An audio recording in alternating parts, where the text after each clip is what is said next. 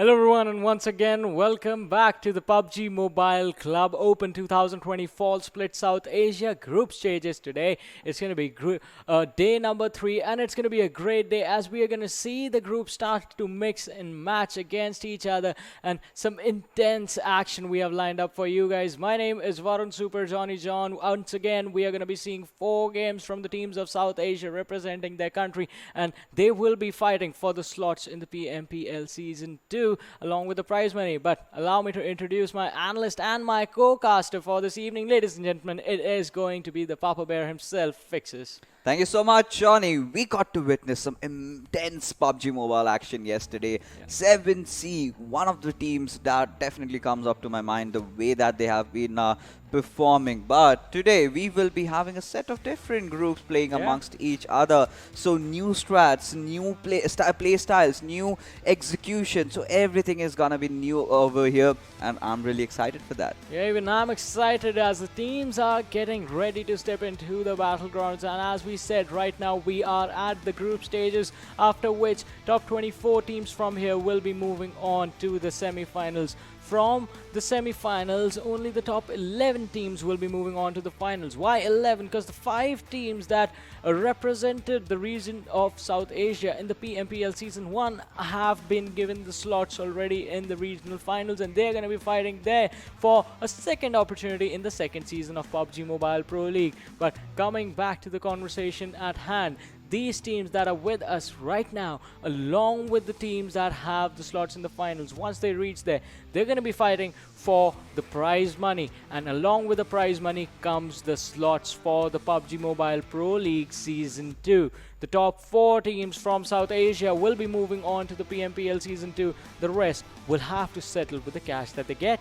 Yes, certainly. And more than the prize money, it's about the slots and the respect and the bragging rights that comes with it. So the first position, they are getting $2,600, followed by second position with $1,600. Third and fourth, $1,100. But for all these prize pools comes at a cost. You need to get those points coming in. So let's take a look at our points distribution, and it's pretty standard. We have been following this for quite some time, and it's going to change during the season 2 of PMPL. But for right now, for the first position gets 20 points, the second position gets 14, third gets 10, and it gradually declines from 11 to 16. You get just that 1 point, and the best part, one kill has 1 point. So you have to get in all those kills to ensure that your team has a better outing. Yeah, getting those kills is definitely going to put you in an advantageous position against the team if you have the same number of points as well, because if the points are tied, then the kills decide who is on top. But now let us have a look at the groups and the teams that are in those groups. Starting things off in Group A, we have PN Crew, A1 Esports, Wolves Den, and Team Satan. So a couple of big names joined by a couple of new names as well, but that's not it. Group A also has HARAME, Phantom Esports, NAVI, and High Voltage. We did see some good action from High Voltage earlier in the starting day of this PMCO. Moving on to Group B, we have 1971 Gladiators, Rivals X, PWP Esports, and RisingNepal. So all first 4 teams of Group B are pretty much the experienced bunch of the lot. But moving on to the rest of the teams in Group B, we have KS Invincibile, 4 Archangels, T4M Official, and Kira Peace Flow.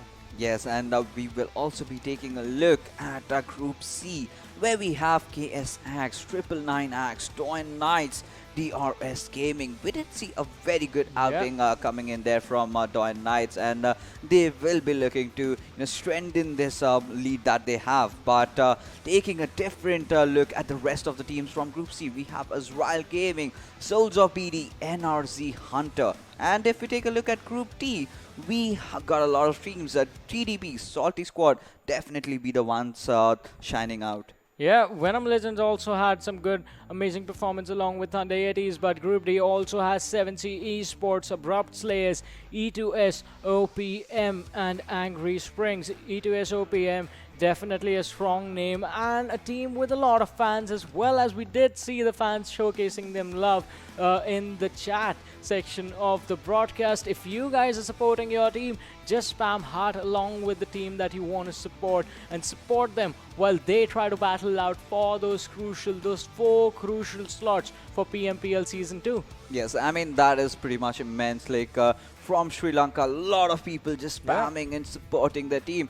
Where are the guys from Nepal and Bangladesh? I really need to see those hearts coming in to support your region, to support your favorite teams. And we must have to take a look at the schedule for all the matches that we have lined up for you guys today. So we are gonna start off with Erangel, and today the groups that will be playing are A and D. So first match is in Erangel, second we move on to Sanhok, in the third match we play in Miramar, and the fourth game we go towards the frozen tundras of Vikendi. Yeah, the schedule shall remain the same for all the days of the group stages, and today, as Fixer said, it is going to be teams from Group A and D going up against each other. So E2SOPM, we're going to get to see them in action again along with PN Crew. I expect that team to step up big time, because the last PMCO, they were hell-bent on destruction of the other teams during the group stages. Yeah, certainly. And there's also one more team that we had a lot of expectations from, is A1 Esports. Yes. They were very aggressive, but somewhere they find themselves tunneling around the lower bottom of the half of the leaderboard. So yeah, definitely A1 Esports. And we forgot to mention Phantom Gaming. They have been pretty amazing so far. So let's see if they can hold on to their lead or can get pull off more points. Even High Voltage is playing today. Exactly. Along with that, TDP and Soti Squad are also going to be stepping into the battleground, so that is also going to increase the intensity of the matches.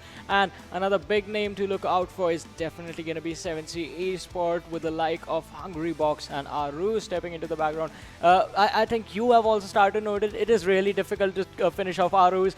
His survival game is on a whole different level. Last time also we saw this consistently, wherein he just has so much patience. He can lie down in the middle of a fight between a number of teams and still not get up. That sort of a patience does give you an advantage in the game when it comes to surviving. Sometimes you just need to keep your head down low and not get up at all just to get those crucial placement points. Last time he did that amazingly. Can he replicate the same results this time? Talking about things, overall standings, they are doing pretty well over there. Absolutely, they are. And like you talked about Aruz, this guy has got a lot of perseverance. He knows how to keep himself cool during all those intense situations coming in, going in for those backstabs and putting himself. And yes, 7C, we really saw a very, very good outing from them yesterday. But now that these Goliaths are gonna clash against each other, I really want to see the end product. Even I want to see them pop off. Another team is going to be Satan, because Satan had a good start in the early games, but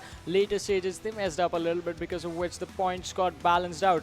Today, let's hope they can pick up the momentum again and just pick up on a high note and establish a good start in this very first match of Erangel, which is going to start any moment, and by any moment I mean right now, because the game is live and the trajectory is in front of us, starting all the way from Zarki and going towards the northern part of Milta Power. Yes, and the teams that have to go down to the southern areas are gonna face a lot of trouble and a lot of difficulty in doing so. They need to find those vehicles coming in for themselves. But yes, Talbot is still up for the grabs, and if a team wants to go there, can certainly go. And that would be a pretty easy loot. You can also loot the northern small compounds that we have. Even Kameshki is up for grabs. So we look at Team 7C going down towards the Georgiopol cities. And Team PN, we had a lot of expectation from the squad. They have had just one game that went into the favor, so they are going to look to change the cards tonight. Yeah, they will definitely look to change the cards and change their performance and change their standing inside of the game. I really like the last circle we had that was towards the Georgiopol city in South Asia, and it was an interesting one. Did force a lot of teams to insert in a tricky situation, and they performed really well over there as well. But so far, we are still yet to figure out where the circle is actually going to go in this matchup. PN Gaming taking control of Severny are going to be having a slow start if the circle goes towards the northern area or the southern one, because Severny usually doesn't get that much love from the players. It is a good drop location, but the circle, it is centered around the middle point of Gatka and Puchinki.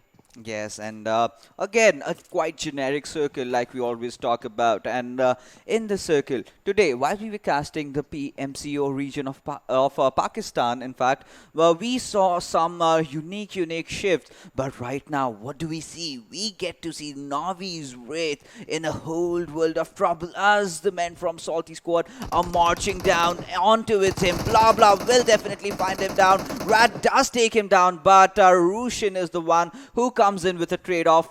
A perfect textbook push coming in there from Salty Squad, eliminating Rat from Navi, and will go in for the rest. Yeah, Rusin needs to be careful though, since they have one player down. I hope they have the bandages and the first aid for blah blah blah to come back to at least 75% HP, because while they went on the rooftop, we did see the bullets coming from the other direction for the support of the player from Navi. Also, in this city of Yasnaya Poliana, there lies a few players of one more squad, that is A1 Esports, and even they can third party the situation at any given time and take control of those fights. But Venom, Evil Eye right now in front of our screens, they're trying to escape. They were planning to go to the gas station close by, but there's a player over there, so they're just gonna settle for the buggies and get out of this sticky situation.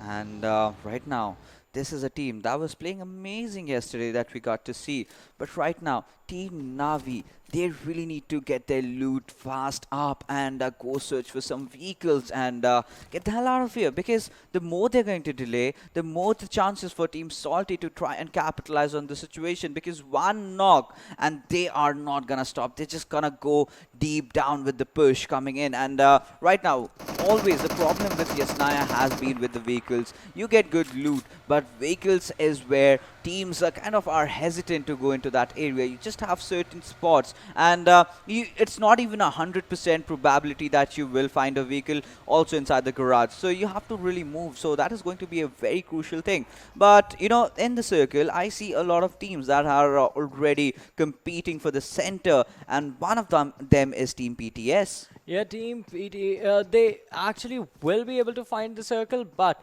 they are going to have to be careful, the players from Phantom, and it is going to be a tricky situation. They have gotten control of Gatka, but it's those open areas that can give them some trouble if they try to rotate out of there in the future scenarios. Right now, the three players of Navi have found the vehicle, and they're going to try and get away from this Yasna situation as fast as they can, as the city has been overcrowded just a little bit. 3 squads in here. Navi has already lost 1 player, and these 3 remaining players, that is Sabir, Kilmi and Mehndi, they will just escape. But looking on the minimap, there is another player that they can potentially pick off from the squad of Salty. They have left Gen Z behind them and are stopping on the compounds just a few hundred meters away. Certainly, and by the looks of it, A1, a team from Bangladesh, I believe they have been doing so good. But I've seen them being very aggressive. But at the same time, I think their position game could be just a tad bit better. And they commit into the fights, but certainly tend to overcommit sometimes, resulting in their squad being wiped. So today, first of all, they need to find some vehicles, and one of the members of Team Salty has found one. But now they will have to try and find a path as to how to get inside the circuit. Is it going to be from the northern side, or are they going to take the eastern route and enter from the center? Northern side will definitely be helpful. We do have the map feed, but these guys certainly don't. So they have to pick their choices right, and let's see what kind of outing we will get from Salty Squad. Yeah, in the middle. In the meanwhile, we do have the players from Team Satan who did decide to head over to the military base, and they are looting there quite comfortably. They are going to have to rotate through the military base and move up from there just to be in a better position inside the circle. But on the other side of it, TDP on the other side of the military bridge, they are quite close and they can potentially go for the gatekeep. But now, once again, back on E2S OPM. That squad has a lot of expectations from the fans, and they need to outperform themselves and just keep calm in crucial situations, because even in the last times we did see some amazing plays being made, but it was those continuous fights that sort of impacted the standings that they had in the matches. So figuring out how to get a breathing space for yourself is also important. Abrupt layers in front of us, they will also be picking up the pace today and trying to earn as many points as they can to move up in the overall standings. Yes, and right now we can see Abrupt Slayers. I believe they had a chicken dinner yesterday. A very good outing from their side as well. And talking about all these players, they're trying to rotate in real quick, and they are not shying away to waste any time over here. But by the looks of it, they want to fight along the ridges. So we have to see as to how this goes on. They do have the vehicles, and yes, like, you can never ever have enough vehicles. Keep 5, keep 6. They're gonna help you out in the end circles for sure. But this is a very new, unique decision to stay in the middle of the circle and be open from all sides. I mean, if enemies are just trying to rotate around, if they spot you, you're pretty much done for. Yeah, they are going to be done for if they get spotted out, but this looks like it is going to be a slow-paced game. And 7 minutes into the matchup, almost heading towards the 8-minute mark, slowly and steadily. The first blue zone is closing in. That's going to force the players to be a little bit closer and a little bit more comfy with each other. We're going to have to see when the action starts to pick off. So far, only one lad has lost his life early on in the game. 16 teams alive, 63 players still in this matchup. And ASL Joker, like we said, they have taken control over this compounds. But this compound, to be honest, is a pretty bad one. I'll tell you why. Because it's open from all the sides. And if teams want to capitalize on those ridges, they can certainly do that. And if they want to force a fight out, they are welcome to do so. But with that being said, we have our first airdrop landing in the areas of ruins. We have M249, a weapon that's preferred by a lot of players, specifically in this map. Yeah, this is going to be an interesting one, as well as now we do see the squad of Wolves. They do spot a few of the players that are rotating around them, and it is the player from A1 Esports. The circle moves in once again. Looks like it's going to head towards the Pochinki area unless it makes a drastic shift. Talking about Pochinki, the city has been taken over by the players of E2S OPM. High voltage on our screens right now. Well, once again, just holding out in the open, watching the compounds to see if there is any squad in there, and after that they will decide if they have to move in or is it going to be a retake situation. And right now, we can see members of Team PN, they are trying to make a rotation in from the northern side, and they are now sitting south on the Rozhok. I guess some kind of confusion happening as to where they exactly want to go. And Abhishek, along with his teammates, they did not have a very good outing from what was expected from the squad. They haven't certainly lived up to their names. And talking about living up to their names, we get to see Team A1 yet again, and right now they are trying to have a good height advantage, but you know, there is always someone who's ahead of you, who's above you, and we'll have to see as to how this team performs in this particular game. Yeah, we're gonna have to wait and see the team's performance. HARAME on our screens right now. IR2, he had some amazing, outstanding plays, but just not being able to pull himself to the next level. This team is also gonna have to step on the gas and see if they can reach the top 16 by the end of the matches today. The 4 games that they have lined up already. For the viewers joining us right now, this is the PUBG Mobile Club Open 2020 Fall Split, and in the group stages, day number 3, matches being played by teams from Group A and D. We have Venom already spotting out the players of squad number 20, that is AGS, and just charging, and Gole is going to be spotted out, and he is going to be taken down to his feet by an Uzi and dethroned. He is going to dethrone him. Muffin on the other side falling as well. That's the entire squad of AGS being wiped out in an instant by Team Venom.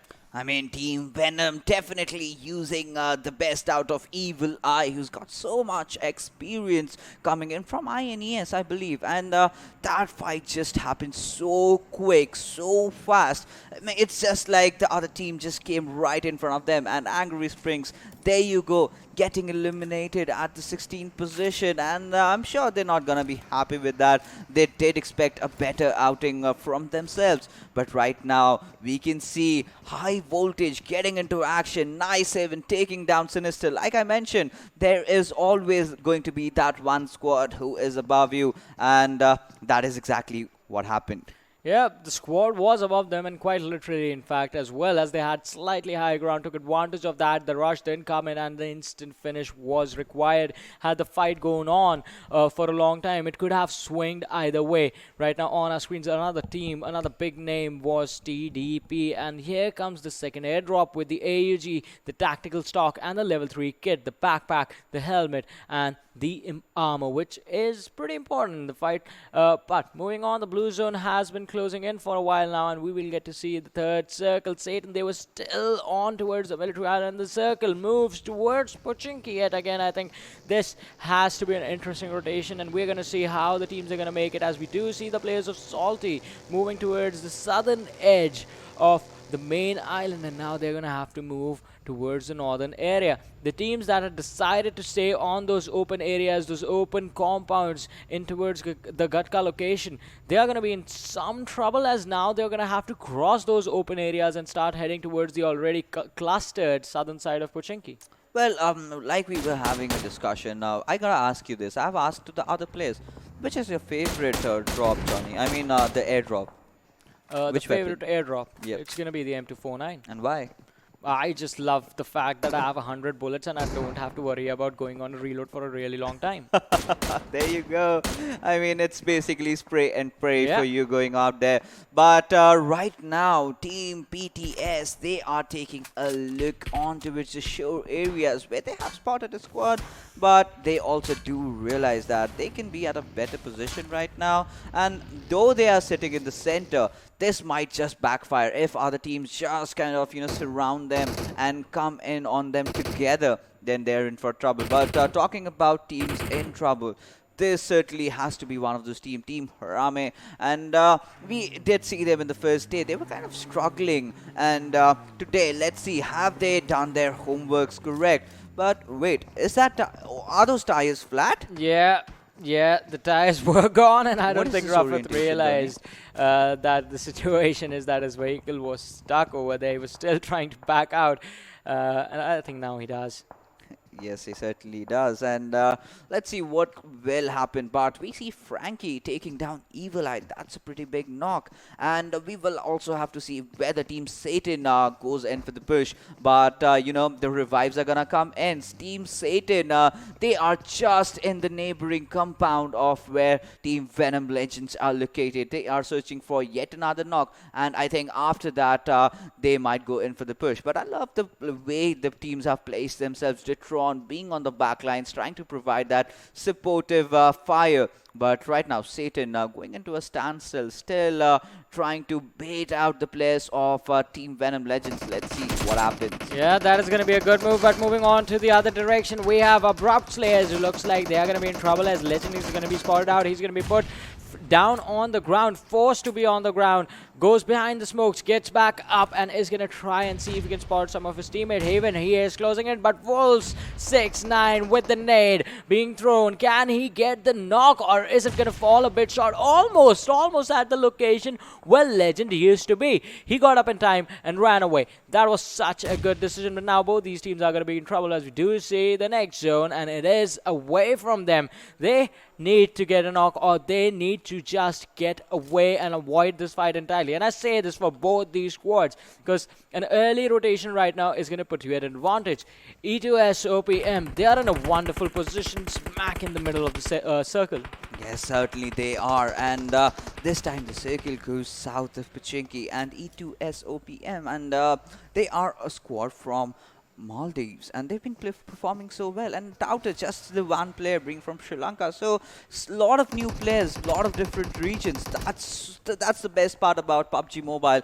Bringing players from all the different countries together. But right now, focusing on the fight that we have in front of us, we have Team HARAME trying to get into some sort of a kerfuffle with Team Satan. But 7C Storm OP taking down Zod, who did not realize that he was going to be met by an ambush from Team 7C. Yeah, the third party is going to come in, but HARAME is going to be in trouble as the AK spray from Demonic takes down Ghatak. IR2, the nade comes in. He needs to get away from his teammate. Demonic, he is just on a demonic path to destruction, and the nade is going to get a knock for him. Demonic, he has been performing incredibly in this game. His teammate comes in, tries to go for the finishes, but the kill feed. Look at this, TDP, they have been completely pincered down with the nades coming in from E2S, OPM, and Hunter goes for the spray with the Scar L. Just one boy left standing. That is Frag Boy from TDP. The drop shot is going to come in from the backlines. Another player, Shagar, the man with the experience, tries to take the fight, just barely surviving with 1 HP, and he is going to be finished off as TDP takes an exit from this game on the 14th position, on the 15th position. That was an amazing domination coming in there, but we have Thunder Yeti going against HARAME. Nang ruthlessly going on to his Ruthless, taking him down with his Uzi, but that was a mistake committed, as of which he gets taken down. HARAME's Ghatak does have to take the medkit in, has to be on full HP before going into the fight, but Marshall, he is really low. He has to heal himself up as this is a chaotic situation in the barn house, and Team HARAME, they are so confused. They are absolutely searching everywhere for Marshall, who is the last final survivor in this squad. Marshall does take some shots, but he is getting very aggressive, and with that, down goes Team Thunder Yeti. Well, HARAME did really well to bring the fight back to them, because it started with Thunder Yeti's Demonic getting a 2-man advantage for his team. They waited too long for the charge in, but one man who does not wait at all is going to be A1 Esports. Sinister as he takes down Alan from Team Satan. Frankie is going to be exposed as well. Sinister takes cover behind the tree, spots out Psycho, fires the shots with the M4, but misses a few. Now, time to fall back. Fear from the high ground is going to try and give him some cover, but 7Cs is also going to be a squad that is going to be looking to create chaos. Aruz has already been finished off, but Hungry Box, he is out in the open. He is exposed right on the edge of the circle. The teams are going to look to finish each other off. A1 Esports with the high ground advantage against these two teams in front of them. Are they going to finish off, or are they going to be finished? Sinister with the long range spray on Ghatak, and Nang has been spotted out. The shots do connect, just barely missing the last bullet. Nang surviving with 1 HP. He's going to go down as well. The finish can come in. The nade from Fear on towards the player of 7Cs, one of which has been knocked down. The 3-man squad looks to be in trouble. Fear with another one. Can he connect? If he does, he's going to get the second knock, and that's going to mean Hungry Box is going to be all alone and is going to look to survive this crucial fight. But that is going to be a question that is going to be answered in a few moments. Team A1 being the king of the hill, but has got so many teams out there, and we have to see Frankie getting taken down by Sinister with a grenade. Psycho, but still has 7Cs on the back lines. Psycho has to take care of himself. He's got A1 on the above area, but Wolves New trying to really charge in. We will have to see 7C, and they have got a company from the left hand side. Newt really trying to enter inside the fray. Newt has cooked his grenade, and there goes that grenade going. Will it explode? No, it does not, but Storm does spot out Newt. Newt also taking a few shots on towards him, but Newt still holding on to his angles. Right, 7C Esports have to get eliminated right now with the way Team Wolves are aggressing over, and that they do. But the problems for Team Wolves are not yet done, as they also have to get inside the circle, and Sinister is waiting right for them. Yeah, this one is going to dish a lot of damage, as this is the 5th circle, and Sinister, he needs to regroup with his teammates. They are holding pretty strong right next to him, and they do spot out the players from Abrupt Slayer, and by spotter I mean they do hear their sound. The shots coming in from Steel Shot, none of them which managed to connect just because of the slight curve in the land on the other side. If you notice on the kill feed, Frypan from Team Phantom, he is going crazy and finishing off and picking up a few, by few I mean a lot of knocks for himself. But Team Satan, they are going to take an exit. They come against Team Wolves. Steel Shot still trying to spot out the players and finish or knock down some of the players from Abrupt Slayers. Right behind him, Sinister was knocked down. The revive is going to be a really crucial one. And A1 Esports, it looks like they are finally back in the old form that we saw the last time they were here. Yes, they've already got 3 kills into their name, but right now, Abrupt Slayers crawling down, trying to find a few players, have spotted, but Heaven gets taken down by Sinister over here, and now the trouble is in for the Abrupt Slayers teammates, and Nova X, he is getting surrounded. A1 has pushed on them and has also wiped them off with that. Abrupt Slayers bite the dust, but right now, still a lot of teams being on the western side. Salty Squad, blah blah blah, is trying to push on the above hill areas. Sada's thrown in a few Molotovs, giving away his position, but E2S OPM, we have seen a very good outing from them so far. Can they manage to eliminate Salty Squad? Yeah, it is going to be a hard elimination, but they do pick up Gen Z. Sada is going to be the next one to go down. That's going to mean blah, blah, blah, the last man surviving. He is going to go on a hunt against these players of E2S OPM, and they do finish him off. The exit for Salty Squad does come in down to the 8 teams in this matchup. And we have the top 5 damage dealers as well, where we can see Sinister. He is being really sinister, but Venom, he will lie. He was knocked down a long time ago, but now he's back on his feet. Spots out the players of E2S OPM, and now trying to fight for the high ground. These two teams are gonna go in a massive collision on the other side. Phantom Frypan, he is not stopping. Navi is gonna be finished off, and they're gonna be kicked back into the lobby. Yes, they are. And with that, there goes a grenade coming in from Evil Eye. This is a fight that we have all been waiting for. Venom Legends against the likes of Team E2SOPM. And right now, Wolves, they find themselves in a bit of pickle, but they are still fighting back. One player has been knocked down. There goes the second player from Newt. He is playing out of his mind tonight. And right now, A1 Esports, they are on the other side of the hill. And E2SOPM gets wiped out. How did that happen? Yeah, it was the backstab coming in from high voltage, but Venom Legends, the trouble has not gone away. That means now they have to fight the squad of high voltage. And Detron managed to take down one of the lads, but A1 Esports on the other side are in a pickle for themselves. A skill shot.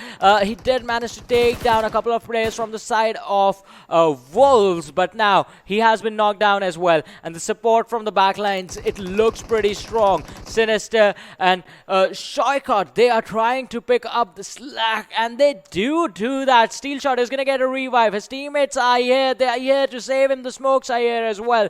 Venom Legends, 4 players alive. Phantom Esports, 4 players alive as well. High voltage with just Havok surviving, and A1 Esports, 3-man strong. Ruffat from Phantom is going to try and take down a player from Venom Legends, but he manages to get away in his vehicle.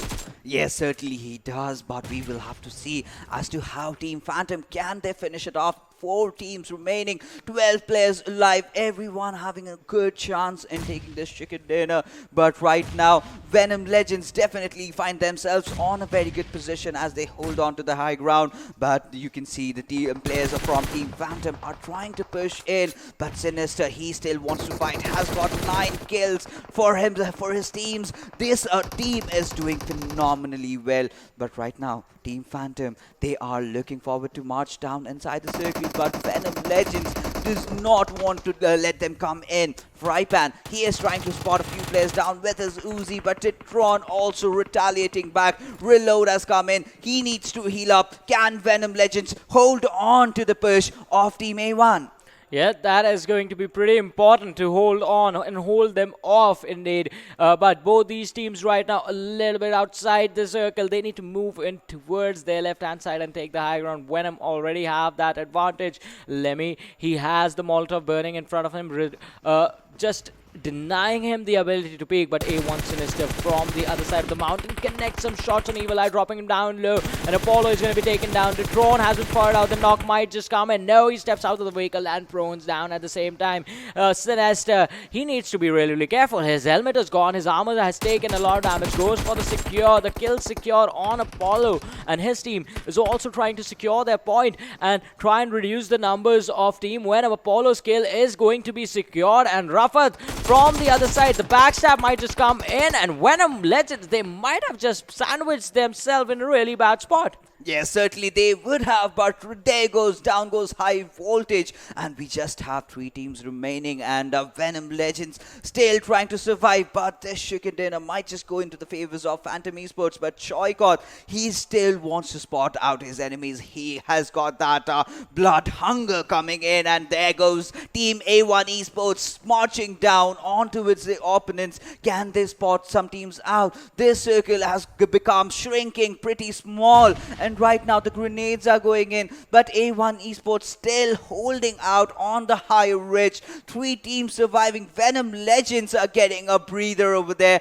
as A1 Esports and Team Phantom look to get into a kerfuffle amongst each other. But Venom Legends, they are also not giving up. They're also not shying away from a fight. A1 Esports, the only problem with them is that they have to look at either directions. So we will have to see in this Mexican standoff which team prevails supreme. Definitely, it is going to be pretty intense. 2 teams on the low ground. A1 Esports, if both Venom Legends and Phantom, they decide to climb this mountain at the same time, A1 Esports are pretty much done for. They can't fight 2 different directions at the same time. Although, Venom, the trouble for them is going to be the fact that Evil Eye was left behind, and he has been isolated from his team. Luwaiti, he is going to look to finish this one individual player who decided to stay behind the teammates as a backup plan, and he needs to finish that off with the AUG he has just recovered. And right now, things are looking pretty intense as we come closer towards the end of the first game. 3 teams still alive. Kind of a standstill, but this is just the calm before the storm. As the 8th circle will start closing in, we will definitely see some fights happening right now. Venom Legends, they are trying to hold down themselves on the lower reaches, but Sinister does spot down one player, spraying down onto its him. The cover fire is it come from Venom Legends, but right now Shoy could also respond back, but Rafat taking down players from left, right and center. It's absolute pandemonium, and there goes A1 Esports, remaining 2 teams. Venom Legends also goes down with that. Phantom definitely getting themselves a winner chicken dinner. Yeah, Phantom just outperforming and outclassing their opponents. Just the amount of patience these guys had to stay down on the low ground and just continuously spot out the players from Venom Legends and be safe from them. It was incredible, and it was the most important thing that they needed to do. The fight against A1 Esports, that one could have been delayed, but against Venom Legends, it was inevitable that these 2 teams shall fight, and they fought towards the end. A1 Esports also getting some knocks and reducing the numbers, giving the advantage to Phantom already, which they grasped with both their hands wide open and took the chicken dinner. Certainly, they embraced that chicken dinner, and I believe the 3 teams that were playing, that is Venom Legends, that is A1 Esports, and the winners, of course, Phantom. Everyone deserved that chicken dinner with the way that they had played, the way they had approached the final circle. And A1 Esports, they just went all in.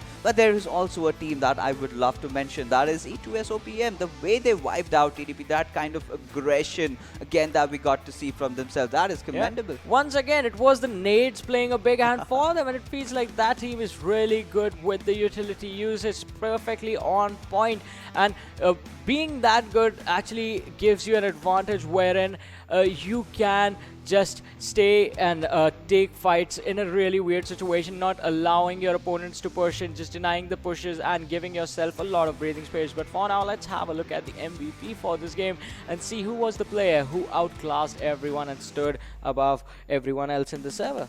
And that has to be Sinister with a massive damage of 1018. Just has the 5 kills, but the damage speaking for itself, how much this team has engaged themselves in those fights. And a very good outing from Team A1 Esports. Survival time of 26 minutes and distance covered 8 kilometers. That's huge. Yeah, a big performance coming in for A1 Esports Sinister, and it was an incredible one. This team did regain the same form that I was talking about from the last PMCO, and it definitely showcased. But we're gonna have to see how much impact this one game is gonna put on their overall standings. Before we do that, we are also gonna have to look at how many points each team got from this game. Yeah, certainly that we will have to, but we are in for some very good PUBG Mobile action tonight. I can really feel it. I mean, the way these teams are playing, they do not want to lose out. Obviously, there will be teams that gets eliminated, but you know, putting yourself inside the game, putting your hats out, playing your best performance, that's what matters, and that will definitely earn you a position in the top players list, and we will see who is going to join Sinister. And there you go, we can see Venom Legends, Datron really coming into action. We also saw very good performance from our team Wolves, and Shivu also following with him, and Shoykot, he also had a very good outing. Yeah, it is an amazing performance, Shoykot as well, but 2 players from Venom Legends, 2 players from A1 Esports just showcases how good and how well these teams performed in this matchup. Wolves then, an unfortunate, I wouldn't say early exit, but still early comparing to the fact that I did expect them to see in the final fight. They had an amazing performance. The way they were constantly rotating were basically like a cleaning machine, just picking up kills here and there. I mean, there was that one player, Newt. We saw him in action and he was playing phenomenal. And like I said, there always will be winners and there will be losers. But whenever you're losing, you need to learn something out from it. Yeah, you need to learn something, and I think the teams have learned a lesson. But for now, let's have a look at the standings from this game and see how many points they got. Phantom Esports picking up 9 kills, 29 points in total. Venom Legends and A1 Esports both with 11 kills each, earning 25 and 21 points respectively. And yes, that's the reason why I told all these three teams certainly deserve the chicken dinner. It came down very, very close, down to the wire. High voltage, again, being very consistent. E2S OPM, a rather very good outing from them, getting those skill points. Right now, we know that they can get those skills, but positioning is one area on which they can work out on. Now, Wolves, they have had a very good outing as well. And surprisingly, Harame did perform real good. Yeah, they had an interesting game for them, but let's talk about the teams that took an early exit. Sated, BN Crew, Thunder Yeti, Trust D Process, and Angry Springs. Thunder Yetis, they had the fight in their hand, but still lost control of it. Yeah, I mean, that was a complete chaos when they were engaging against Harame. Like, all three of the players, they were just going around here and there, finding anybody, just taking shots. Last player was remaining Marshall, I believe, and he was also taken down. But teams that have surprised me are Team 7C Esports. Watching them so below kind of really makes me sad, because this is a team that performed so well yesterday in the map of Vikendi. And right now, we will have to see as to when are we going to expect a comeback from Team PN. Yeah, Team PN and Team TDP as well, because another big name, and we're just waiting for them to get into the zone and start popping off, because this is not the same team that we have been seeing for over a year now. Yes, that is true. And of course, now we are in the second day, so the teams that will complete their matches will have finished their 8 days. So right now, they must make sure that they are in the top 24, because that is where you have to be to qualify into the next round. Yeah, being in the top 24 is going to be important. And talking about individual players, let's look at the overall kill leaders as well, where we do see Evil Eye from Venom Legends leading the chart with 14 kills. And following him is Trigger from Rivals, another phenomenal team who is not playing today, but I'm pretty sure when they come in tomorrow, they are going to have a very good outing. Hungry Box, the way they played yesterday was so phenomenal. And Sinister also joining him, followed by Dante from Soulz of Bangladesh. Yeah, an amazing performance. Hungry Box, a really young lad, and an interesting scenario wherein he is from Bangladesh, playing for a team that represents the region of Nepal, but still does not let that barrier stop him, and has synergized really well with the 7Cs, in fact. And it is an impressive performance, just like we do see another scenario with E2S OPM. The players just being really, really consistent and really, really good with each other and perfectly in sync. Yes, and I believe on the 6th position, we can see the members of Team Phantom, Rafit with those 10 kills, followed by Mr. Boro with 10 kills himself. So many 10 kills that we get to see are also from Team Phantom Jack. So an overall, a very good outing from Team Phantom. Every player firing on all cylinders, and they have made themselves on top 10. But following them will be Gyalzin and Blah Blah, your favorite player from Salty. My favorite player from Salty squad, Blah Blah Blah. 3 Blahs are there. And sitting on the 10th position right now with 9 kills, hoping for to see more action from this one guy, and hoping to see the chicken dinner coming from Salty squad as well. Another really big name that we always get to see whenever we talk about the teams from South Asia region. Yes, certainly. But, you know, the discussion that we were having regarding, you know, teams having players from different countries, I mean, that's a very beautiful thing. Yeah. That completely supports the entire ecosystem of esports, because in the PUBG Mobile Club Open, we do not believe players playing from one country. You can, as long as you're within the barriers, does not matter from which country you are, as long as you synergize, like you said. Exactly. As long as you know that, yes, being a team together, we can succeed, I don't mind. I mean, if you're talking about the ecosystem of esports in general, it has been a trend of having imports in your teams, and those really work out really well. Yeah. But now it is time to see how well it is working out in the overall leaderboards for the teams, with Phantom Esports crossing the 100-point mark already, 110 points for them. Rivals X sitting on the 2nd position. They are not playing today, so only 4 matches played for them, and they are going to drop down to the 2nd position. But Venom Legends also sitting comfortable on the 4th position, 63 points, along with High Voltage 7C Esport. They are on the 6th with 57 points. So they have the opportunity to come up to the 3rd position. The difference in the 3rd and the 2nd position, it's massive right now. It's certainly massive, but still can be conquered right now. If, High Voltage really steps things up, then things can be done. One or, a few good games and they can be right back up. So we will have to see as to how these teams, how these players are gonna play. But if we take a look at the 2nd quarter, we see a few squads. A1 Esports really stepping this one up. Salty squad had a good start, but during the mid phases, they kind of got caught off guard. But another team that has stepped up is E2SOPM and Wolves Den. Yeah, both the teams having an amazing performance.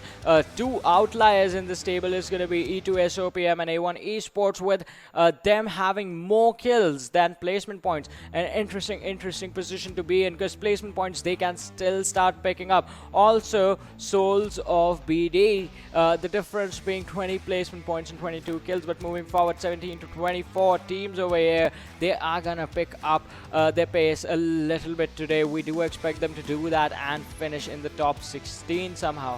Yeah, certainly. And TDP is one team that I'm waiting to see a lot out of them. They're just barely on that 24th position, and they really need to step things up right now. This is not the TDP that we know. 8 kills in just 5 games. That is not their standard. And taking a look at the bottom quarter of the standings, we have Team HARAME, who had a decent outing in this one. But if you talk about the other teams, that has to be Thunder Yeti, really struggling and trying to find themselves in the top 24. So we still have 3 games remaining. That is a possibility for everyone out there, because the difference, look at it, it's not much. It's easily doable. It's just that one good game.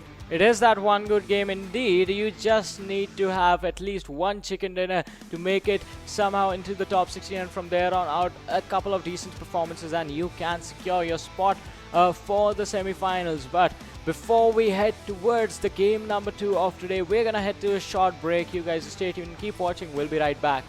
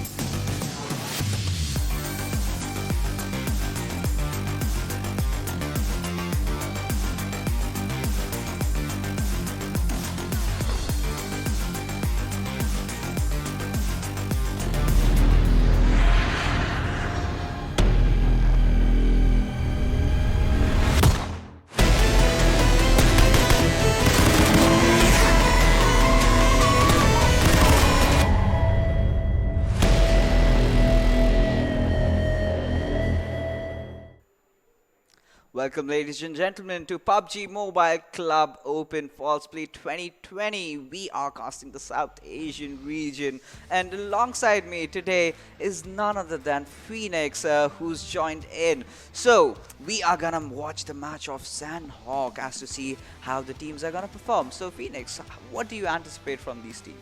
Thanks a lot for the introduction, first of all, Fixes. And I'm thinking that Phantom Esports, they got the first chicken dinner and got a high amount of kills as well. And I thought that A1 should maybe get the chicken dinner. They go for the chicken dinner. They are trying hard, but they just have to change their plan. And if I talk about the study, I just studied the game of Phantom and A1 Esports.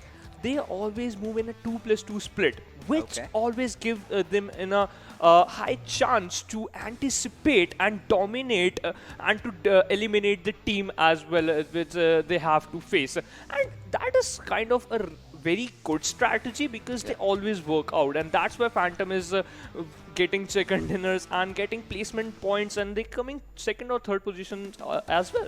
Yeah, certainly, and 2-2 split definitely working out for these teams. We've seen a lot of different type of strategies, but you know, everything that you plan around to execute does not really happen in the map of Sanhok. And with that, we will be going to the game live, and we will see how things turn out. Which team is gonna get that coveted chicken dinner as the flight path trajectory goes all the way up from Camp Alpha to its Mongnai. Oh yes, so what a plain path, and I'm hoping that the circle should have shift towards the southern side, should go to Camp Charlie, because then the game is going to be very intense. We can see some early fights as well if the zone could shift, and let's hope for the best. And I'm hoping that Venom Legend should play the game as they play early game, because they know they just want to keep up the pace, this momentum as well, and I'm hoping best. And E2 SOPM, they also tried hard, but unfortunately they didn't finish on the top 2 or top 3, but I hope they're going to be change their plans, and let's hope what is going to happen. And if I talk about this circle, just what I said, opposite happened. The circle is a centralized way, and let's hope what is going to happen. A1 Esports are inside the circle, and they choose the Hearthen area. Yes, certainly that they do, but we get to see a fight over here, and Phantom, they are in a lot of trouble as Daughter goes marching onto its fry pan. Can he hold himself up as 3 people are charging onto him? And fry pan, he did held onto his grounds. Daughter did go down, but was instantly traded off, and we will have to see as in the rest players from Team Phantom, are they gonna come in the right nick of time to provide their backfire? Because right now this is the perfect opportunity, because now Team E2S has been restricted to one certain compound. If they kind of spread out and try to flank them from different directions, maybe Team Phantom can turn things around. Yeah, that's true, and maybe they just listened to your call. They are now in a split formation. They are 2+1 formation, and maybe Phantom Esports just trying to fall back. And from E2S OPM, this is a nice strategy. Just you have to focus and eliminate the first team who got the chicken dinner, and we are going to get a high position. And if we talk about Team Satan is in front of Venom Legends, they got the second position, and they're very nice. I just talk about their gun power. It's very nice. They can eliminate you in a milliseconds, and I'm very amazed that the game they are showing is quite amazing. And Team Satan OD trying Zord, sorry, my apologies, Zord trying to connect some shot, but unfortunately he cannot able to do so.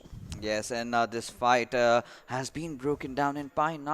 Psycho lobbing a grenade down from the window, but will shy away as it gets ricocheted back. But Psycho really breaking those doors and trying to take a shot at the Venom Legend. So the teams that performed very well in the last game are now facing a lot of trouble. And that's the best part about PUBG Mobile, the surprise. You can never be supreme. If you think you are, then my son, you are wrong.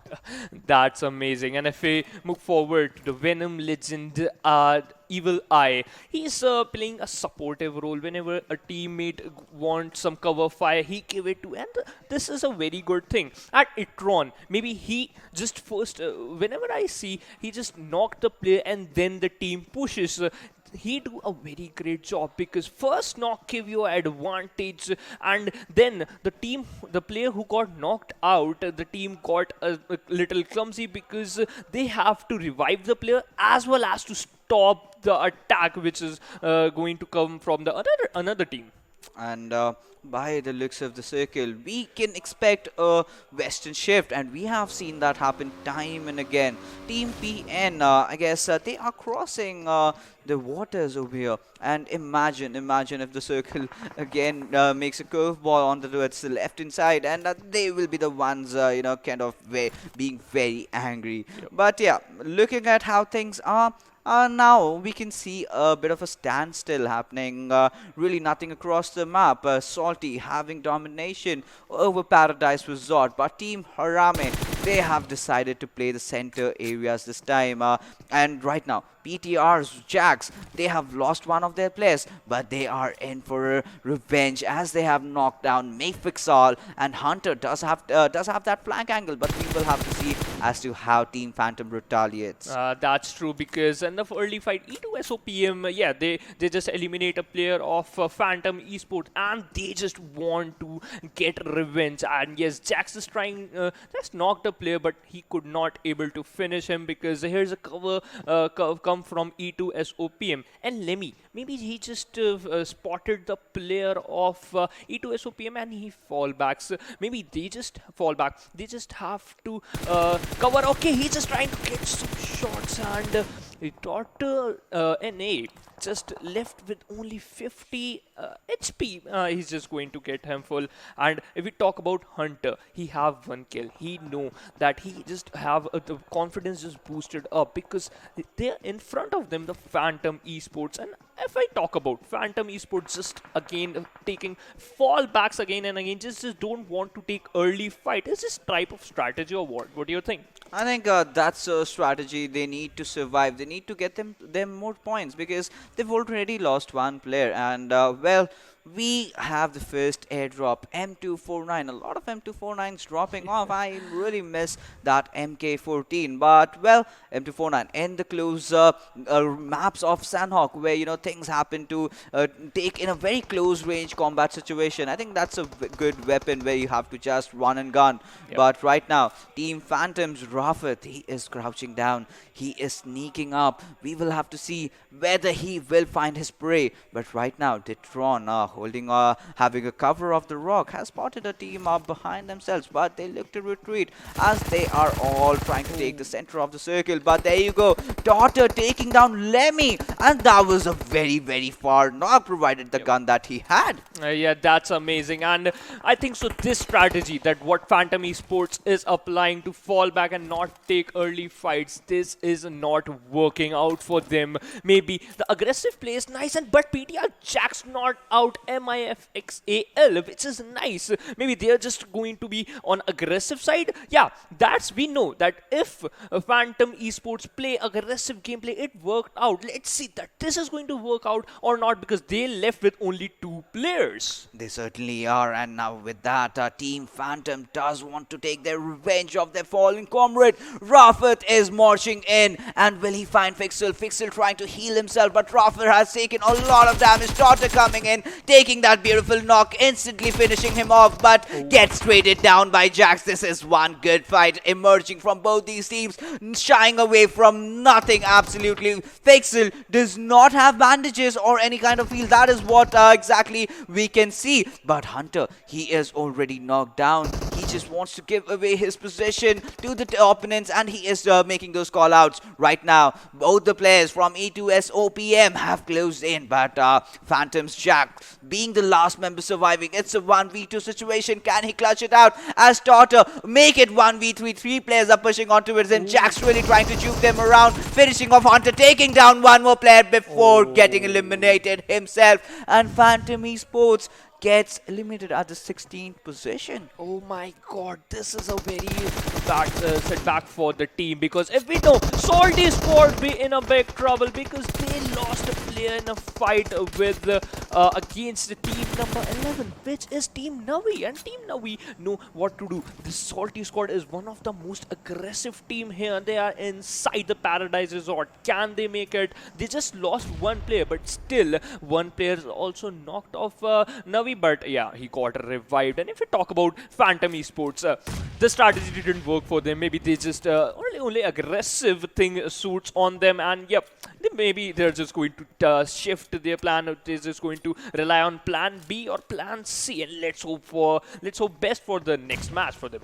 Certainly, and we'll have to see Salty getting into a bit of a tussle with Team NAVI. NAVI, a squad that was struggling in the first game, and they look to redeem themselves. But Rushin, he is healing right in front of their faces, and any moment, I guess, the opponent must be having those sound cues. The grenades are coming in, but is that gonna be enough? As we can see the players trying to find the opponents, but right now a different fight has emerged, and Hungry Box taking down players of Team Angry Springs. Muffin goes down. Shanul also getting knocked down by Aruz, and with that comes the push. Hungry Box will try to finish this enemy off, and that last player still stands, and 7S Reaper going with all those grenade kills. On the other hand, we have NAVI engaging against Salty, knocking one of their players down as well. And there you go, Muffin. He is just crawling down, helpless, trying to search for his own teammate to get that res on, but that certainly is not gonna happen. Yeah, true. What a OP nade coming from the team. And yes, we are just watching the fight of NAVI versus blah blah blah Salty. Can blah blah Salty make it? No, he just knocked out. We are seeing some aggressive team taking early exits in Sanhok match. This is not working out for them, because Team NAVI eliminated Salty Squad, as well as the Phantom Esports also got eliminated by E2SOPM. And what was really surprising is that Salty, this is their base, this is their paradise, this is where they land, and there comes a team called NAVI who goes on to eliminate them in their own home ground, and that is the exact kind of morale boost that the members of Team NAVI needed to get themselves back into the tournament, and certainly they have. But taking a look at the circle, it's somewhere going just on towards the eastern side of boot camp, and Venom Legends find themselves in Dead Smack's center. Yeah, that's true. And if I talk about Wolves, they just have to move inside the zone early, because if you don't respect the zone, blue zone is going to kill you. And if you talk about Team HARAME is going to face a PN crew. PN crew Anish is on a very low health. Maybe he's on 10 HP. And HARAME go maybe trying to spot some players. They already got one kill. They just need more, because one kill, it is equal to 1 point. And if you got placement point, it is going to be very, very awesome for you. Yes, certainly that it will. And HARAME had a very good squad wipe in the last game, eliminating Thunder Yeti. But right now, they do not have to move much, because they are well settled inside the circle. They just have to wait for the other teams to make those rotations, for the other teams to fight out in the open, and they could just have the better of a position, better fight against them, and have the last laugh. But right now, Team Satan, a team that is absolutely promising, but we have not seen them kind of spread their wings out and fly out high.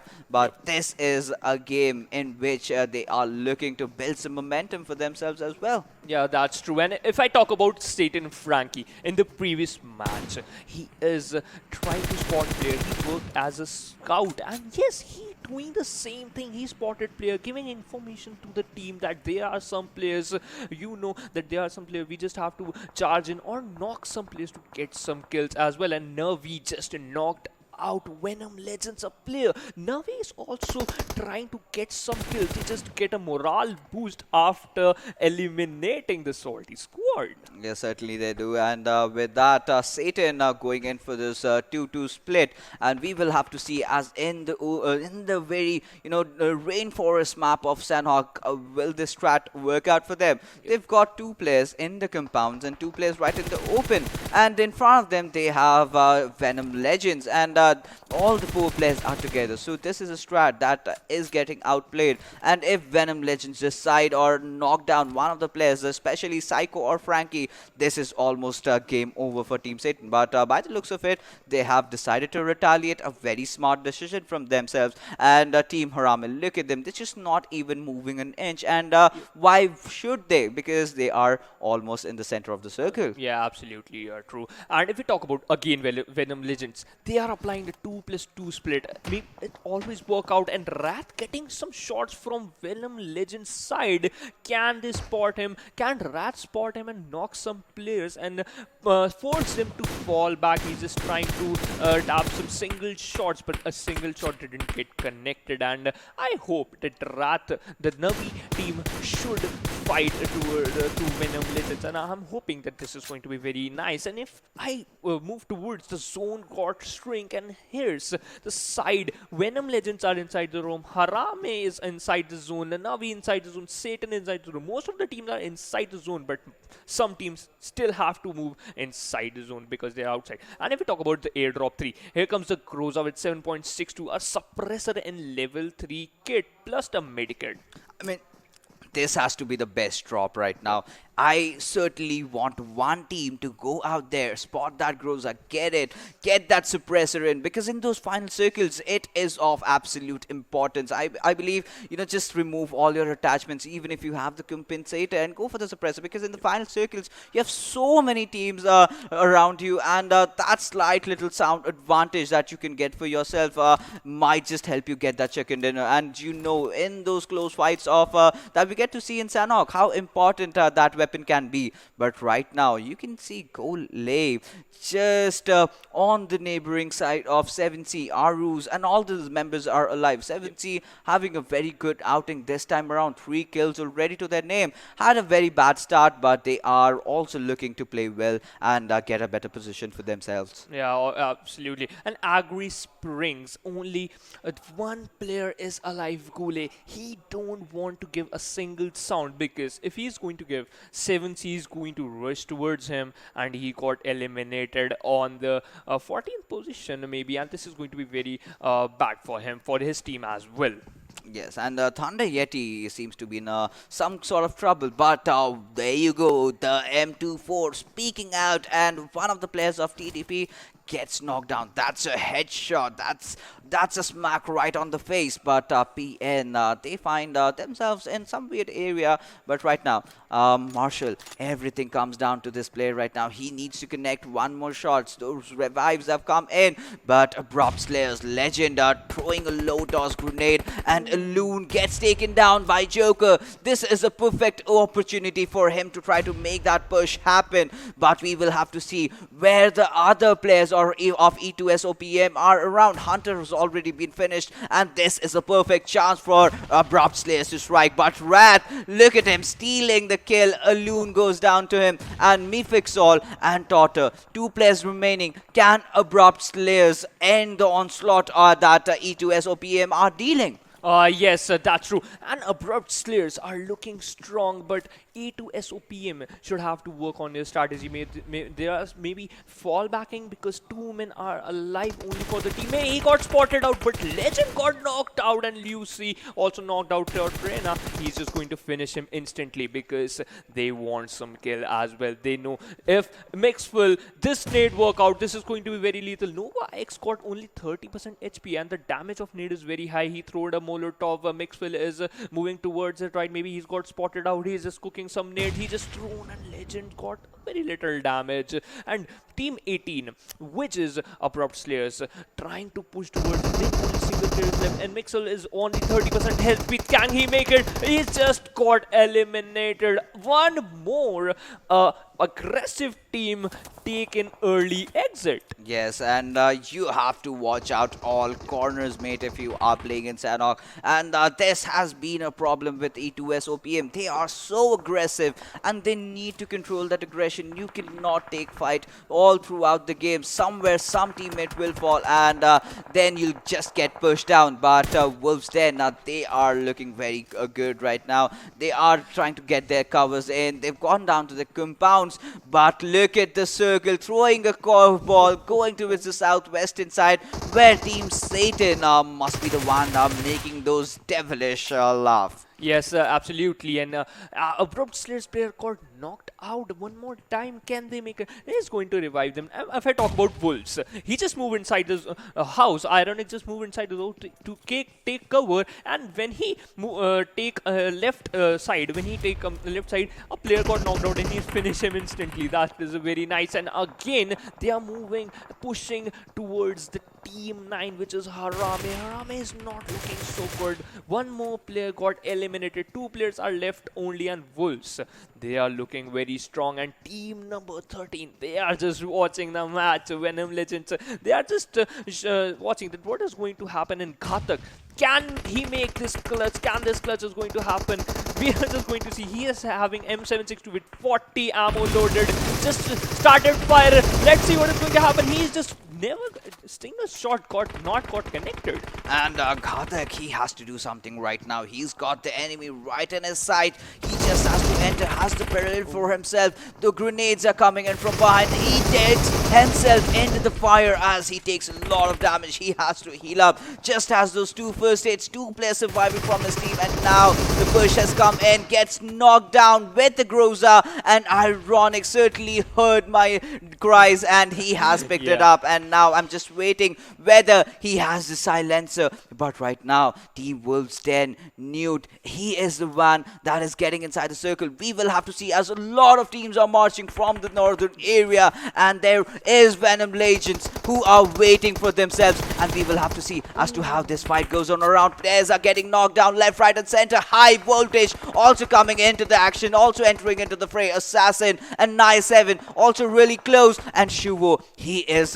proning down, and we will have to see how they proceed. Yeah, that's true. The kill feed is just dancing. I am literally cannot able to read, and HARAME just to spot a player of Wolves. A1 Esports is outside the zone. Wolves are outside the zone. Abrupt Slayers are also outside of the zone. PMCO and HARAME. All the teams have to move inside the zone, and still they are trying to fight, and this is going to work for them, and we are seeing a high electrifying game from high voltage side. Yet they lost a player, but still, 2 players are knocked out from high voltage. Havoc is the last man surviving in the early match. Havoc is the only man surviving for the team as well. Can he make it? And team number 11, he's just starting to push towards him, and yes, Abrupt Slayers, oh my god, these offensive teams are taking early exit. What is just happening? I don't know. I mean, this is absolute pandemonium in the rainforest of Sanhok. And right now, high voltage is Havoc. He is just proning around. Just the 1 player surviving from his squad. He certainly has to find some enemies. He needs to survive right now. But Sabir spotting down A1 Esports' fear right now. Kill Me also taking a knock onto with steel shot. And Sabir, right now, he has to do something. He has to go around. He has to get inside the circle. That's the 5th zone. Starts closing down. He's got a lot of enemies right in front of him, and he has to climb a lot of hills over there. But on the top of the hill, we do spot out 7C Esports. They have got a very good vantage point. Are they going to edge camp? There goes HARAME. Fear also goes down to the circle. But right now, this is going to be a very important fight. You cannot lose sight of your different directions. You cannot be blindfolded, and high voltage gets eliminated as well. 7C Snipe OP, he needs to get that res on, but the teams are slowly and steadily pushing on towards themselves. Team NAVI, they have to fight against the circle and yet enter inside the zone, and somewhere, somehow, they are doing it. Yes, that's true. What a game by Team NAVI. They're just showing the best game. And Angry Springs also got eliminated by Team NAVI. Kill Me. He's just surviving on 1 HP. Throw the grenade towards 7Cs. Wolfson also got eliminated. Oh my god. Team NAVI just playing very well. And Hungry Box got a Grenadier title. Team 7 Esports player 1 also got eliminated by 1 more player. And NAVI, Sabir just moving towards them. Frankie pop a nade and he just threw it towards the Team Venom. Legend Scammer there got knocked out trying to push towards him. Okay, shooting from M762, loaded one more, trying to throw a Molotov. Can he just going to get some damage or not? That we will have to see. Frankie really pulling out all those grenades and Molotovs, trying to provide that constant pressure onto it. Shuvo and Venom Legends, they are doing so good. Back-to-back constant games. And there we see Zod getting knocked down by Sabir. He is a beast tonight and he is wanting to feast on those enemy bloods right now. But Sabir, kind of overextending, gets taken down by the circle. But 7C Reaper, he has to also fight against the circle. Knocks down Demonic from Team Yeti. Marshall is still standing. Navi gets eliminated.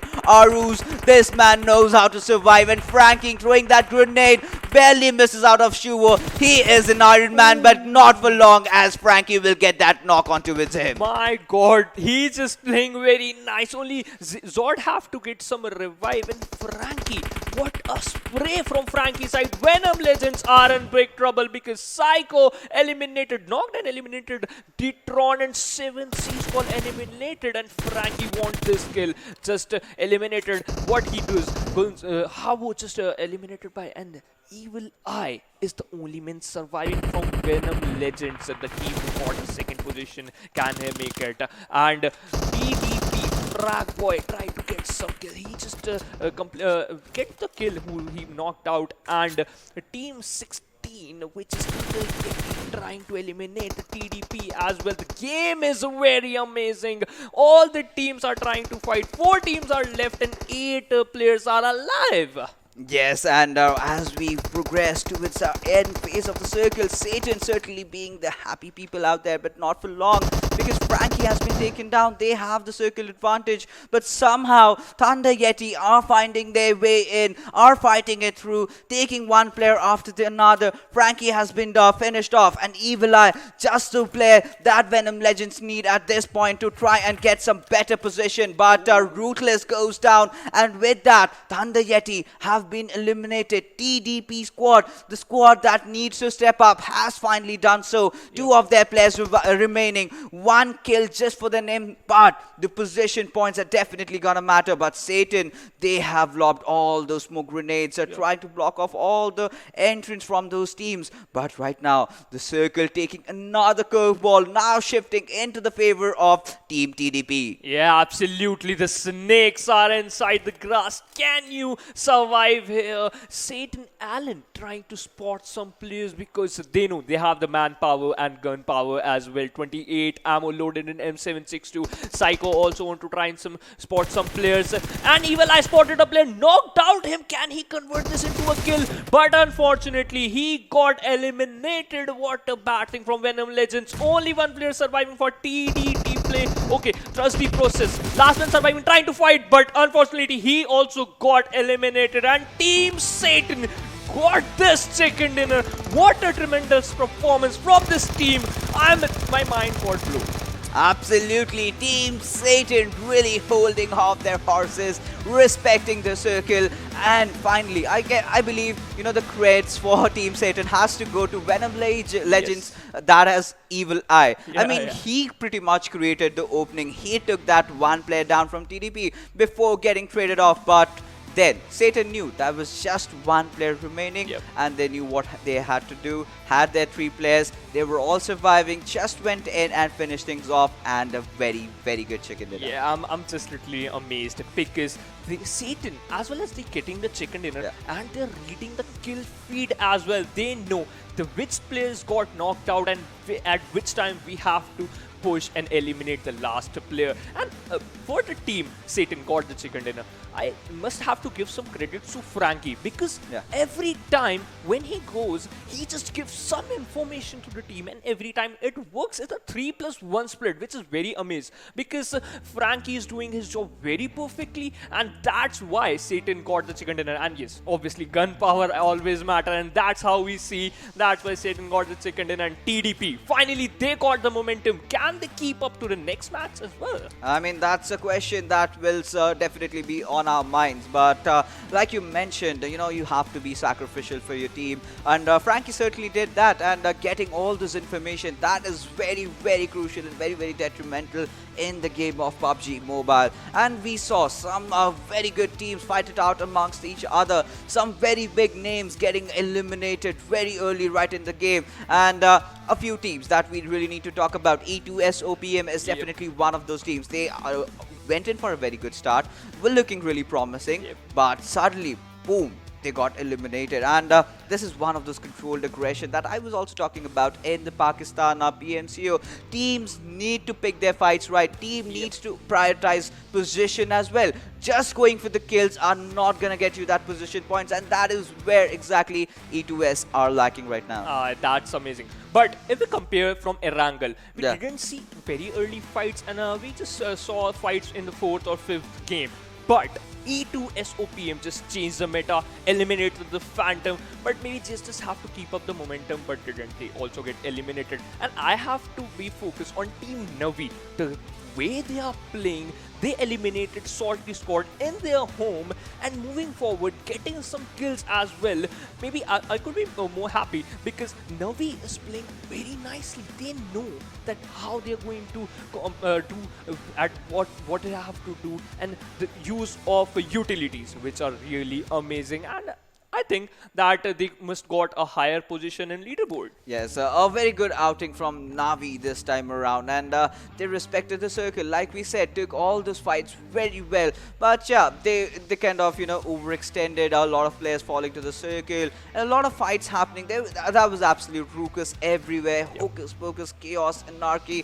No matter whatever phrase you use for that. I mean, this time Sanhok was bloody, but we also will have to take a look at who is going to be the MVP in this particular game. But before that, overall, we have seen 2 games happening already. So Erangel happened, now we had Sanhok, the next match will be Miramar. A lot of teams have stepped up, and that's the best thing, that one particular team is not ruling. Yeah, absolutely. But the team, Venom Legends, 2+2 split, always working out in them. Yet they are not getting the chicken dinner, but they are finishing in top 3. In the previous match, they got the 2nd position. In this match, they got 3rd position.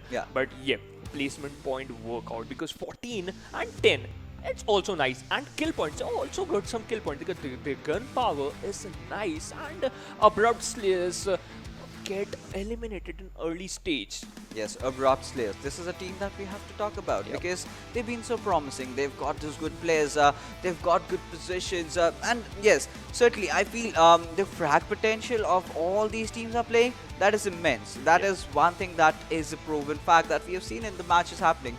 But positioning and distinguishing between a good fight and a bad fight, this is where all the teams can really work on. And how do you do that? You just play more scrim games, more practice customs, and that's how you learn how to get yourself positioned very well inside the circle, how to pick fights up, how to prioritize, because there are moments when you have a full squad in front of you, but you also need to know that you are outside the circle. You need to get inside. Now spraying a few bullets on your opponent can get you a few knocks, but will it get you inside the circle? That is a huge thing. But right now we will be heading out for a short little break, and on this other side we will have the game of Miramar.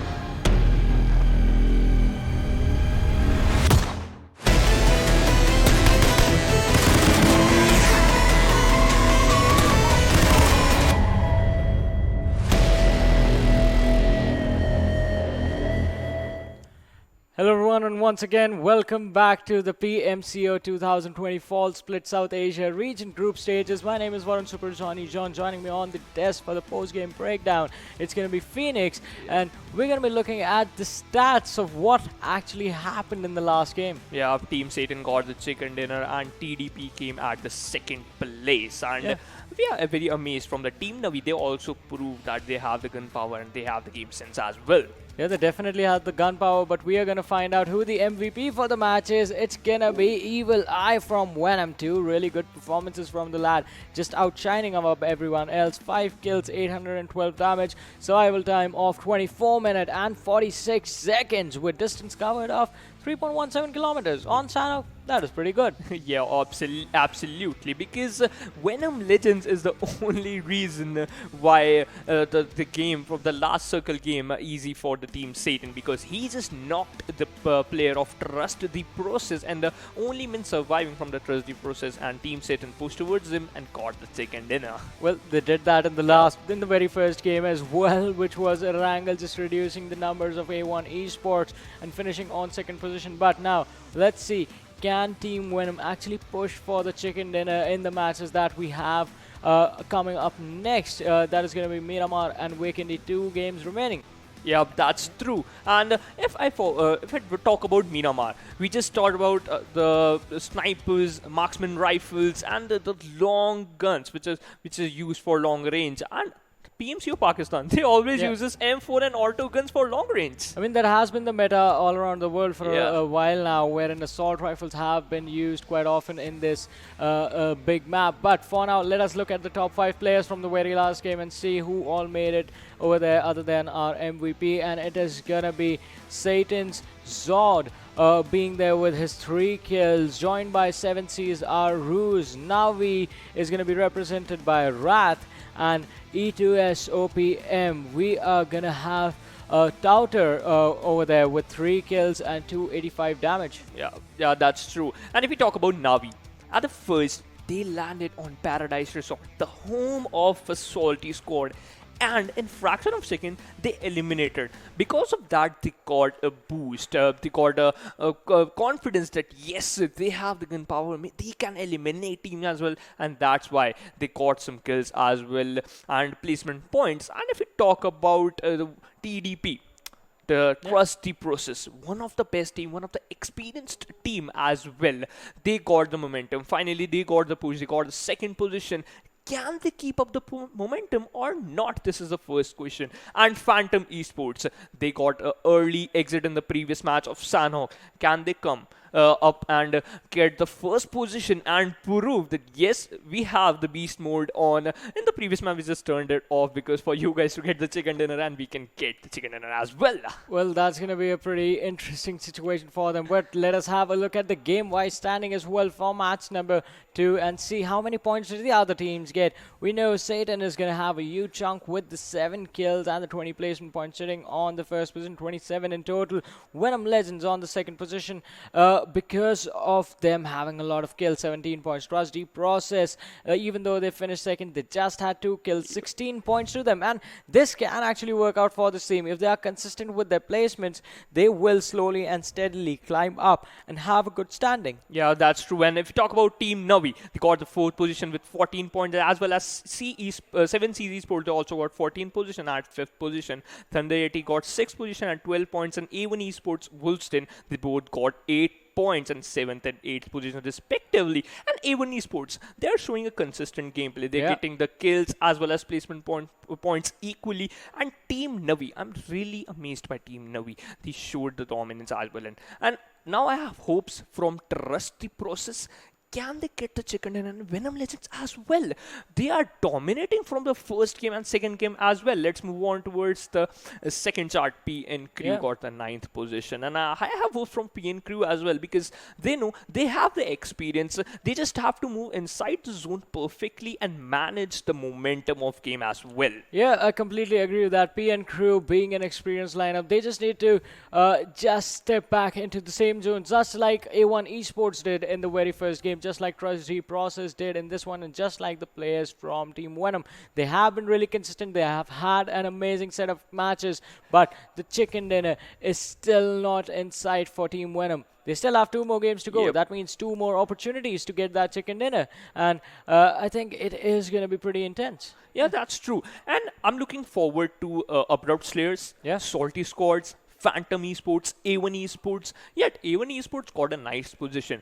But these type of team, these teams are known for their aggression. The knock, push, finish, that's it. They are known for this. And Team NAVI is also following this. And they're coping up with the teams. And the team, which are Venom Legends, Yeah.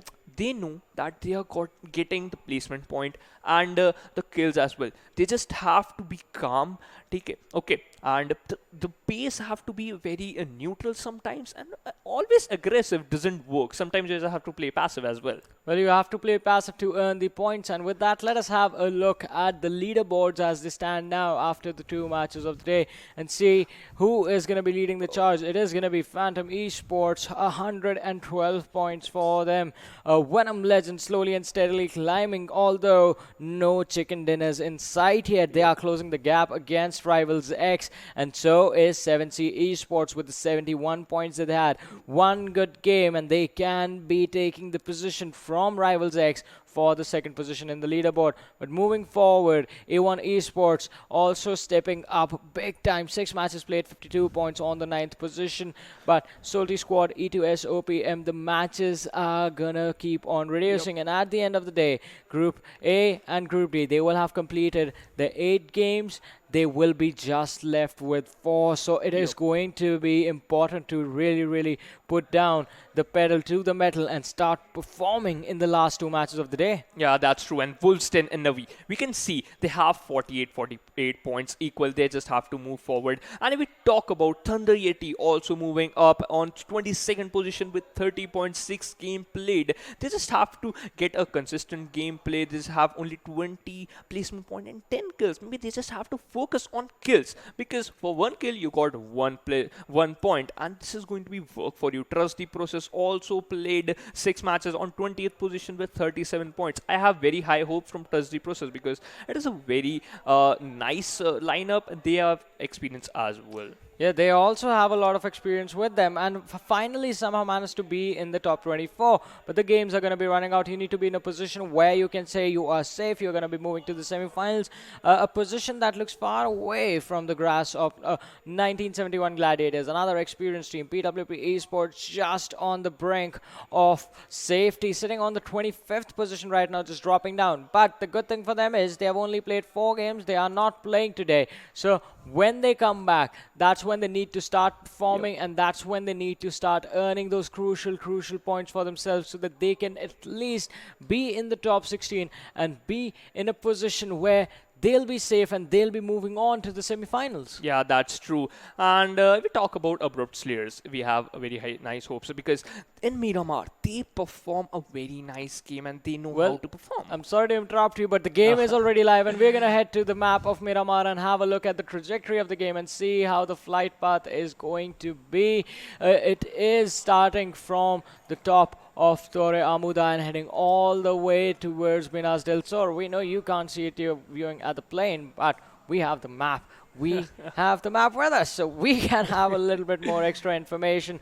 And it is going to be interesting because now the trajectory is spread out pretty evenly, I have to say. You have the center available, you have the western side, and you have the northeastern side. It's going to be places like Puerto Paracio, the Los Leones city. You are going to be able to land on the western edge of Los Leones, but not on the other side. That's the eastern side. Impala is going to be one of the places as well. That's going to be far off and hard to reach. Yeah, that's true. And Impala is quite far away from the plane trajectory. What happened if the zone shift towards the Puerto Paris? So this is going to be very unfortunate for the teams who are going to be on the eastern side. And Team Satan again going on El Pozo. They are know that how you can momentum, keep the momentum in El Pozo. And if we talk about Phantom Pan, just got knocked out. This is not going to good. And I'm just talking. The zone is on the Impala La Bandita and Los Leones. Let's see which team is going to be here and move forward, because the zone is not going to offer you until unless you don't not respect the zone. Yeah, and Frypan, who got knocked down a couple of seconds ago, has been finished off as well. So that's going to put the squad of Phantom in some trouble. The team had been performing amazingly, but this can be the thing that puts them on the downswing for now. And as we're talking, it is exactly as you said. The hypothetical scenario is going to come true as the zone does move towards the Los Leones area. And it is going to put the teams on the northwestern side. Squads like TDP, squads like Satan, squads like Thunder Yetis in a little bit of a sticky situation, because now they are going to be forced to do the risky business and go for the long rotations. Yeah, that's true. And if we look at the placement of a Phantom Esports player, they're having a high split, 1+1+1. Maybe that's why they're losing player in early stages. And if I talk about Team Satan, the player Frankie always work as scout. They always give information to team, and it always starting working out. And team number 6, A1 Esports, are in Los Leones. No one is there. They can loot and collect some guns and ammos as well very easily, because they are inside the zone. They don't have to worry about until unless the team is going to charge towards them. Yep, that is definitely true. But on the other side, it is going to be two teams, in fact, who have gone for the 4-man split. One of which has already lost one person, that is Phantom, but close to them, right towards the side of Water Treatment and Hacienda del Patron, we do see Salty squad. It is risky business, because Salty, even they need to start picking up the pace and start earning those points. It is a very big name. It is a very well-respected squad from the South Asian region, and the expectations for this team are also pretty big. So the fans need to see this team at least going in the semi-finals with the top 4 finish. But for now, the other team that's going to be having some trouble, as you can see on the map, it's going to be NAVI all the way towards Valle del Mar. Look, they're going to have to cross at least 4 teams just to enter the circle. That's true. And if I talk about NAVI, maybe they can they can move easily if they took side of Los Hiccups, because the ASL, the team number 18, which are Abrupt Slayer, they are moving towards the northern side, a little bit of eastern side, I'm sorry. And if I talk about TDP, Trust the Process, La Cabrera, they just have the position. No team is there. It's a clear path until unless Salty squad doesn't interrupt them while they are moving inside the zone. Yeah, that is going to cause some issues. But talking about the zone, in the center, in the smack center, are 2 teams, PN Crew and Team HARAME. A1 Esports, they are on towards the Los Leones city, so that should give them a comfortable position. A lot of good compounds. The city is pretty dense with the buildings that are in there, so they'll be able to loot and they'll be able to do whatever they want until someone comes in and challenges. And even then, the probability of collision, it's quite low, just because of how big the city is. Talking about cities, on our screen right now is the squad of Satan. Yeah, that's true. The team got the second winner in the previous match, and still we can see Frankie moving and finding cards. He's just providing information for the team, which is the best thing, because without info you are not going to do anything. And I'm just going to talk about the team Wolves. Every time what they do, they just have a late rotation while moving inside the zone. That's why they're not getting a higher position, not getting top 3. Maybe they just have to change a plan in a little bit, because they have to move inside the zone according to their performance, because they're not performing well in last 2 games. They are not moving early in last 2 games, and yes, they just have to be a little clumsy, and that's just the point. And I hope that Wolves should work on it. Yeah, Wolves can work on it. They definitely do have the opportunity with this match. Let's see if they improve upon the mistakes made in the past and step up. Right now, in a really good spot on Cruz del Valle, and just need to move south a couple of 100 meters to be inside the zone. But PN Crew, they are in a really good situation, as I said earlier, and they will potentially have a really good position in the end of the game, provided they can hold their ground against the teams that are going to come flooding in their direction in a matter of minutes. We do have Afsec on our screens. We did see him in the last season as well, in the last split, and he did have amazing stats at that time. High Voltage, also another squad that had some really decent games in the past, in the very first days of the PMCO group stages, but now they are slightly slowing down a bit. They need to step up the pace, and everyone, as I say, teams need to be focusing on staying in the top 16. I know the top 24 qualify for the semi-final, but top 16 is where you need to be when you're done with your 12 games and the teams behind you are still left with 4 games, because you need to have a safety cushion. Yeah, that's true. You just have to make a distance. You just have to make a huge distance of points, because they have to play 4 games. You just played 4 games already. You're on 8 games and they just on 4 games. They can move up. They can climb up and leave you behind. You just have to be on top 24 so that you can qualify for next round, and that is really important. And all the teams are now moving inside the zone. Only Wolves team and Phantom Esports as well as NAVI, they are outside the zone. Maybe they are just going to move inside as well as fast as they can. And I just want some electrifying game from High Voltage, because they have the momentum. They know how to take fight, and they can have the coordination. They know what they have to do, and they're moving side by side, because I have high hopes from them. Yeah, I mean, along with their fans, obviously, even their fans are going to have high hopes from them. And the players themselves are going to be pretty much focused on performing and bringing out the best results that they can from this matchups and the matchups in the future. But for now, the blue zone is shrinking slowly and steadily. This is the first blue zone, so the take damage is not going to do much. As I say that, the squad of NAVI, they are coming for a late rotations. And here we have Aruz from 7C coming for the first airdrop, which has the Groza in it. He's going to be pretty happy, along with the 8x and the level 3 kit in there. Yes, 8x scope, which is going to be very useful in Miramar, because most of the time people uses DMR and as well as sniper, and they are very lethal. And if I talk about the zone, the zone shifted towards eastern side of Impala, and the team must have to move, take a better position so that they can gatekeep. As well as if I talk about Team Satan, most of the time they gatekeep, and this worked out as well.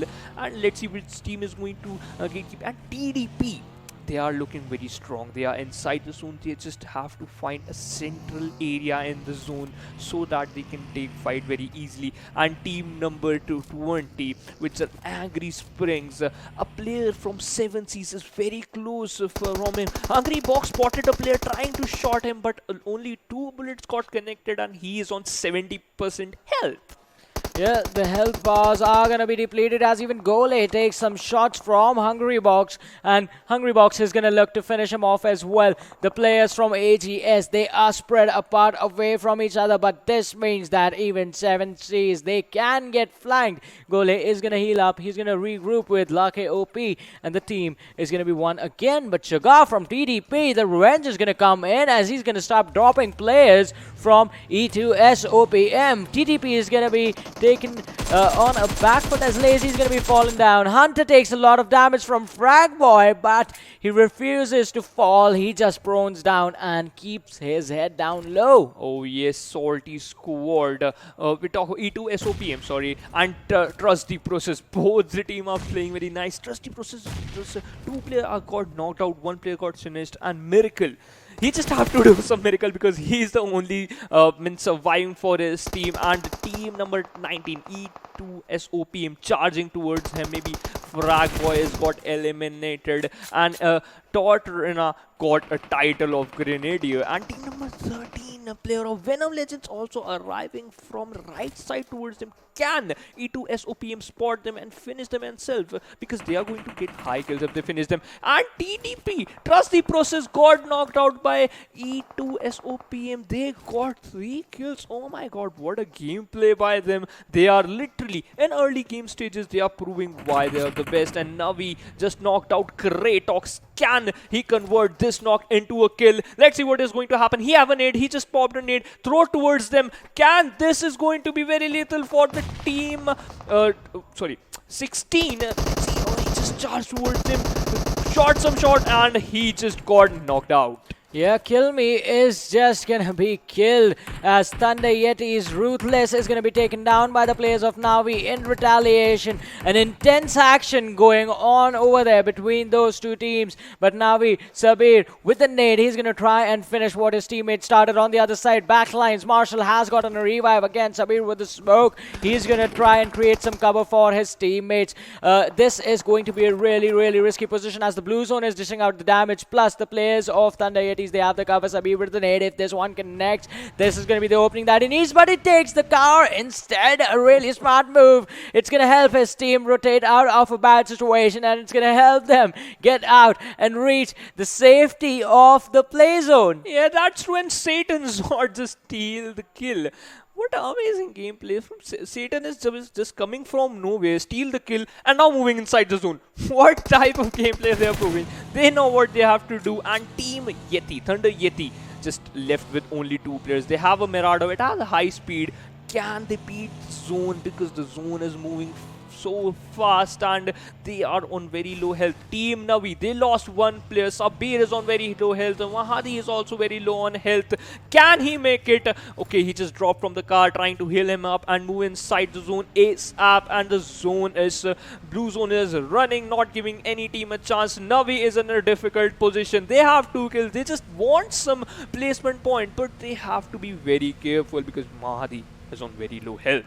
Yeah, they have to be careful indeed, but at least they made it into the safety right now. And just with the loss of 1 player, avoiding that fight was pretty important. And the plane path is going to be furthest away from where the plane's trajectory was, all the way in Impala. But Harame's Ghatak, he's trying to charge in his health is really low, but with the AK and the headshots connect on Rusin, he's going to be taken down. But the nade from Nang, his own teammate, is going to drop him. Nang just trying to cover up the mistake that was made a second ago, is going to pop the smoke and go for the revive. This can be the save that the squad of Harame needs. The shots on the backlines is going to make sure that Sada from Solti squad is also going to be taken down. IR2, he's coming from the flank, trying to finish off the players one by one and trying to secure the kills as well. Solti squad in some trouble as 2 players, Vcash and blah blah, they are just trying to stay in the cover, but the Molotov is going to burn the lads alive, and they do get roasted. Really nice and crispy on the 15th position. Again, a very bad performance from Solti squad. Again, an early exit, and Staten Frankie just knocked Rafat, and he just won that kill as well as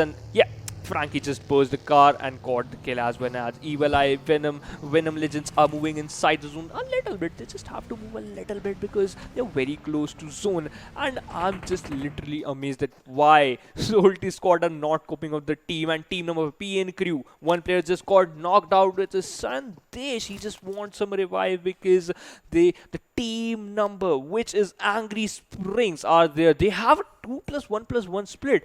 Is this going to be work out? If yes, they're going to have 4 kills. Well, they're going to try their level best to make it work, but one team that's going to be in a really good position, it's going to be High Voltage, already taking control of the city of Impala. They are going to have to just hold on to the city and just make sure that they stop any sort of aggression coming in from the other side. Thunder Yetis right now. Marshall, why do you have a nade in your hand? Put it down, man. The players from NAVI, they're just going to get away easily, and had he thrown that nade, they might have well just come back and finished him off right there. Oh, yeah, it's true. And if we talk about the zone, what a hard shift. Team number 20, Angry Springs, PN Crew, High Voltage, 7Cs and Wolves. They all get a very nice zone, and Wolves maybe they are happy because every time they play a game, they have to move inside the zone. Now, The zone is in favor of them. Can they get the second dinner? And most of the team are out of the zone. Team 20 trying to fight. So PMCO shot some shots on high voltage, but a single shot didn't got connected. Olox just knocked up a layer of E2SOPM. Can he convert it into a kill? Let's see what is going to happen in team number 5. PMCO is not stopping. They want some kill. They are already inside the zone. They just want to eliminate the team Angry Springs. And let's see what is going to happen. Smokes got popped out. They have to move, they change their direction, because if they take a high ridge, this is going to be good for them. 7Cs also going to charge towards the team Wolves. Wolves in a bad position. Can they survive here? Because PMCO is also close to them. 7Cs are also moving. Wolves have the charge. Wolves got the cover. They have 4 players now. 7Cs have to fall back, because if they have to take the fight, they have to be very confirm, because they have to be very confident as well. Team number 12 is also arriving towards them, because this is high voltage. Can they perform? Can 7Cs get some kills? Because they are spotting some player. Reaper know that where are the players. He just want to fire, and he just died. Okay, a single shot didn't got connected, and E2SOPM got eliminated. What a unfortunate for them. Yeah, an unfortunate incident indeed. An early exit. But on the other side, can they try and come back from the situation?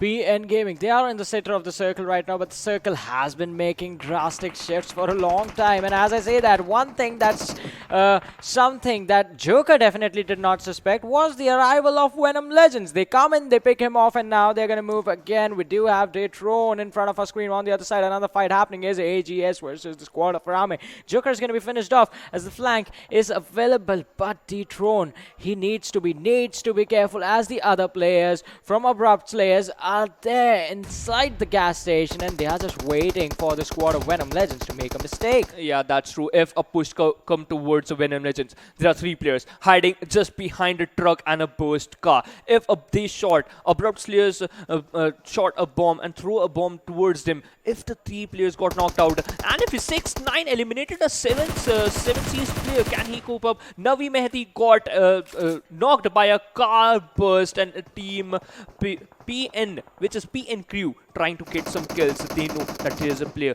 Navi trying to revive him. Sabir trying to revive the player. A grenade thrown towards him, but Wrath is barely surviving on 20 HP.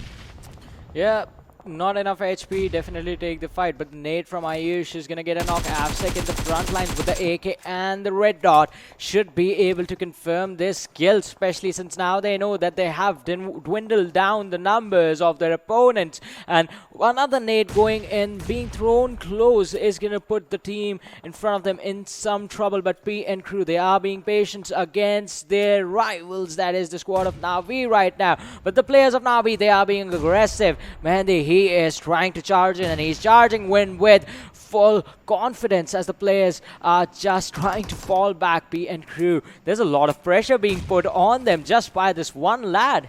Yeah, that's true. Venom Legends are not showing very good, because they are just got knocked out. Abrupt Slayer showing some dominance, giving pressure, doing a nice job, because they showed the nice game. And Steel Shot got knocked out by Nang. Venom YOLO X is knocked out Lucy. Last player surviving Abrupt Slayers. Can he make it? Okay, Joker is the last hope for the team Abrupt Slayers. So Venom Legends are going towards him. 2 men are there. They just want to finish the knocked out player, yet they are doing the same thing. Joker have the height advantage. Okay, he just thrown a nade, and yet it worked out. GS Lavo is the last man surviving. A nade got bounced back from the car. He is playing very nicely. Joker is showing a 200 IQ gameplay. Can Venom make through it? He's just reviving the player Evil Eye.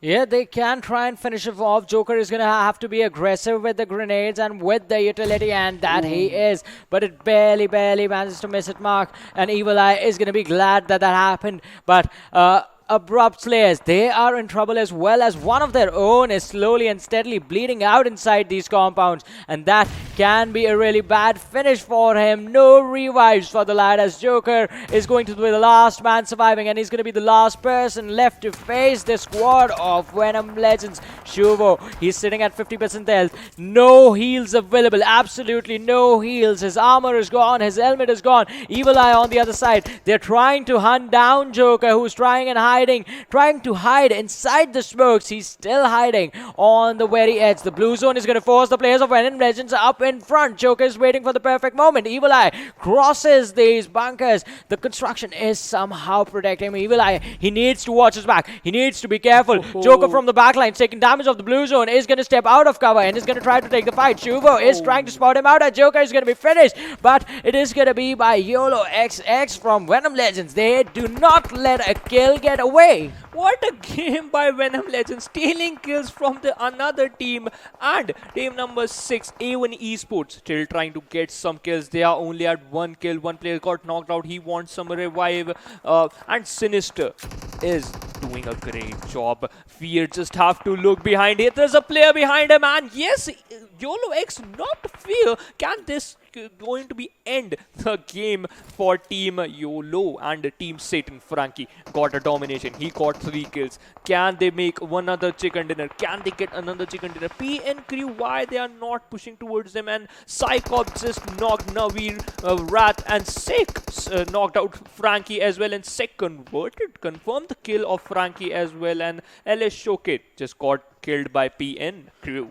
Yeah, PN Crew is just trying to dominate the teams from this high ground that they have. The nade is just gonna bounce off the one that was thrown by Faye. It was a smoke, not a nade, and it is not gonna hit a mark. He was planning to throw it on towards the cliff so that AvSec would not be able to peek them on the down ground, on the low ground. But now it is still gonna be useful. It is gonna provide them with some cover if they can step in it. But on the other side, Sandesh, he is gonna spot the players of HARAME. The M16 is going to be used on the tap shots, and the damage is going to be done to Karthak. But this game is going to head towards the end at any moment. 10 teams alive, 21 players in here. NAVI in a really comfortable position for now, on the very edge of the circle. Do not have to move, just have to collect the kills that are in front of them. And AvSec, he is hungry for those kills, especially for the players of Satan, as he is going to go and pick up one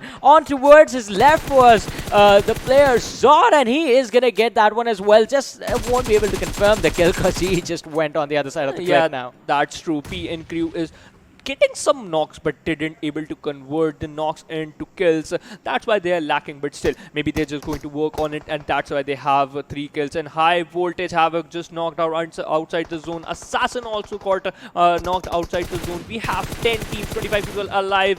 PN Sick trying to knock a player up, but unfortunately he also got knocked by Ironic. Wolves Ironic got a high advantage, playing very amazingly, and got 4 kills for the team. And unfortunately High Voltage got eliminated here. We have only 9 teams, 21 people alive. Wolves have a high advantage. Can they clutch through him? Can they get the chicken dinner? And Clutch also knocked Satan Zord and instantly finished. Satan got eliminated. The team who got the chicken dinner, Wolves are in big trouble. 6-9 got eliminated by Soldier. Navi is looking very strong because they know Ironic got chance. He just knocked out one player. Soldier got knocked out. He is going to finish him instantly. Ironic noticed one player surviving here. Ironic got the domination. 7 kills for the team Wolves. One player is knocked out, but he is unable to revive him because he is very far away. And Clutch just downgraded. He just jumped from the cliff, trying to finish the last player of Navi. Can they kill? There's a go. Wrath is trying to fight, but unfortunately he also got finished. Navi got eliminated. Well, that took a while to finish that one lad from the squad of Wolves, but now we're down to 7 teams, and they did try to go for the superhero landing, but the cliffs are just too tricky to jump down from. We did see Ironic do one. He did take some damage, so that one doesn't count. But on the other side, some interesting names are left with A1 Esports. Venom Legends also going to be here again, along with the squad of Wolves. PN Crew is going to be represented by Sandesh and his teammates. AGS is also in here, along with the squad of HARAME. And A1 Esports, Sinister and Fear, 2 players remaining for the squad. They're going to try and go and see how many kills and how many placement points they can get. Right now, just have 1 kill, and his helmet is gone. That's the level 1 helmet. Takes more damage, but is so lucky that he barely manages to survive. On the other side, AGS, they are in a really bad situation, have been spotted out from every single direction, and all the teams are going to try and take them down. Yeah, that's true. And A1 Esports still trying to fight, and 7 teams are alive. We have 18 players, and unfortunately, Phantom Esports got eliminated on the 7th position. Guzavo just knocked a player's Sphere, and instantly he just converted into a kill, because kill is very important. And Wolves, they are looking strong, but only 2 players got knocked out. 1 player, Newt, is the last man surviving for the team. Can he clutch? Clutch also got finished by Sandesh. What is going on? The kill feed is running. I'm out of my words. I'm still trying to get the words correctly. But yeah, we go to HARAME Ghatak. He's the last man surviving. They have 6 kills. They just need some placement point. They are already in top 6. Can he make to top 5 or not? What are your thoughts? I think it is going to be a bit tricky. The only way to do that easily is... Alright, that was a really nice nade. Sinister is in a weird situation. He needs to get up and he needs to try and find a way out of it. It was smoke that was thrown by the squad of PN Ayush, and he rushes down. He can go for the finish. Sinister, he is on 50% health. Ayush is on almost on the same. The shots being fired. Sinister is going to go for the reloads. And Ayush, here's the reload go when he charges and still can't take the fight. He's going to be finished off. That's going to mean that Sandesh is going to be the last man surviving for PN Crew, and we are down to top 5 teams. 9 players in this game. Wolves Den with 2 players. Venom Legends just 1 left. PN Crew just 1 left. Angry Springs with all 4 players alive, so they will have the highest probability of taking the chicken dinner in this game, followed by Wolves Den, who has 2, and PN Crew, A1 Esports and Venom with just 1 player each will have equal amount of probability. That is 11%. That's true, but the decision from PN Crew, it's not that good to rush alone, because A1 Esports Sinister is a very nice player. He have the gun power. He can eliminate 2 players in a single spray. Yet another player can also do that, but yes, he have the confidence as well. Venom Ushavo is just taking cover of a box. He have no health in level 2 Western damage also. The Western helmet also got damage, and PN Crew just got eliminated outside of the zone. We left with only 3 players. Wolves Ironic searching for Sinister, and Sinister again knocked him and finished him instantly. Wolves NAVI New is the only player surviving. A1 Sinister is the only player surviving. Angry Springs looking very strong. 3 men surviving. Can they get the chicken dinner? I hope. Yeah, manpower can work here. What are your thoughts? Yeah, okay. Winner chicken dinner for Angry Springs. Yeah, it did work indeed in their favor, and they did get the chicken dinner, finishing off the last player from A1 Esports. That was Sinister, and an amazing gameplay by Angry Springs. They were angry indeed, and angry to get the chicken dinner, and they did take it away. Yeah, that's true, and even Esports got the 2nd position. They tried hard. Sinister, what an amazing play. Just another player come, he just knocked him, finish him instantly. One more player come, he knocked him, finish him instantly. What an amazing play. And Wolves again keep up the flow. The last 2 games didn't get work for them, but this game worked from differently, a nice game from them, because they are inside the zone. They just have to get some placement point as well as skill points. Yeah, one team that I am happy with, it's gonna be Team Venom Legends. Yep. I mean, constantly finishing at least in the top 4, at least in the top 5, 2 second place finishes, and it is pretty incredible from that team. it is going to give them a really big boost as far as the overall standings are concerned. But for now, let us have a look at the MVP for this game and see which one player is going to take it. And it is going to be Shuvo from Venom Legends with 4 kills, 842 damage, survival time of 26 minutes 32 seconds, and distance traveled is going to be 7.5 kilometers. Oh my god, again Venom Legends. They are proving themselves that yes, consistent gameplay, they're showing the dominance as well. Consistent gameplay from their side is very amazing, and Angry Springs got the chicken dinner because they have left with 4 players. Only 1 player got killed outside the zone, maybe in the retaliation of the fire between the team of A1 Esports versus the Angry Springs. But yeah, a nice game from Venom Legends as well. They know at which time what they have to do. They're coming in top 3, top 4 in again and again, which is very nice. And what are your thoughts that Venom Legends can get a chicken dinner last match? I mean, they don't even need the chicken dinner. I've always talked about this. Doesn't matter if you're getting a chicken dinner every single game. Doesn't matter if you're getting the chicken dinner once a day. If you can actually manage to do what Venom Legends are doing right now, stay in the top 4 consistently with a good amount of kills, you're pretty much doing your job. Because when you're playing multiple number of matches, when you're playing 12 games in a series, when you're playing 24 games in a series, when you're playing 16 games in a series, it is important to be consistent. Because look at this, Venom Legends, I think their average number of points that they are getting in every single game is already starting to get pretty high with today's game and how the games today have gone. If they can keep this up throughout the group stages, I think they are going to be sitting in the first position pretty easily, or at least in the top 3.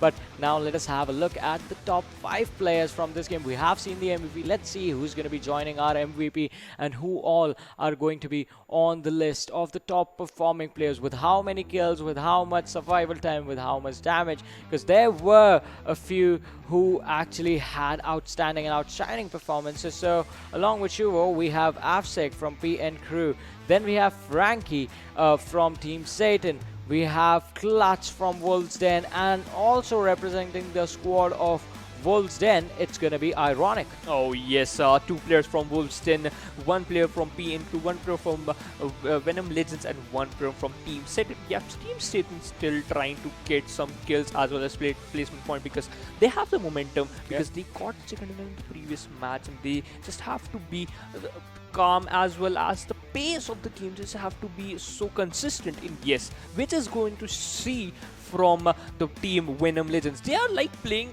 from the team like IND, which is from India. They also got the consistent gameplay. That's why they are always on top 5. Yeah, they have a really consistent performance. Both the teams, in fact, if we're going to compare. But I think the playstyles are a bit different. One team goes for the placement points in general up until recently, but Venom Legends, they have a really good balanced approach, somehow managing to get the good amount of kills and the placement points as well. We're going to see that as we move on and have a look at the game standings and see how many points did they actually get from this one, because it is going to be pretty interesting. Angry Springs obviously leading the charge with 26 points. Then comes Wolves Den with 18 on the second position, getting 8 kills. An amazing feat. A1 Esports on the third with 17 points in total. Venom Legends, there they are sitting on the 4th position with 15 points in total. And an interesting finish for them. And what I see, which I pretty much like really, and is really nice to look at, is the fact that kills are evenly spread out, even on the second chart. Yeah, that's true. And if we talk about Phantom Esports, get in 9th position with only 5.0 kills. E2SOPM got 10th position with 4 points. High Voltage got 11th position with 4 points. Abrupt Slate got 12th position with 3 points. And Thunder Yeti and Salty scored. And Trust the Process have 2 points. And 7C Esport got only 1 point. This type of gameplay is kind of weird, because Phantom Esports, we know them for the knock and finish, aggressive gameplay, type of gunpowder. We know them for gunpowder as well as placement point as well, but they didn't get any kills. Maybe they just have to study the game styles of other teams as well. It's just like Team HARAME.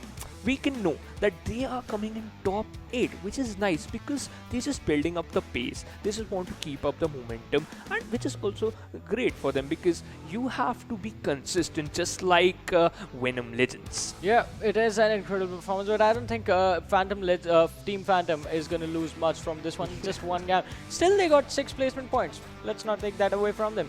And moving on to the leaderboards, we'll actually see how much the impact, because the impact is going to be felt of missing out on the kills. I'm not going to stop you there, and it is going to be felt as the gap is going to be closing slowly and steadily. Venom Legends on the 2nd position. Look at this.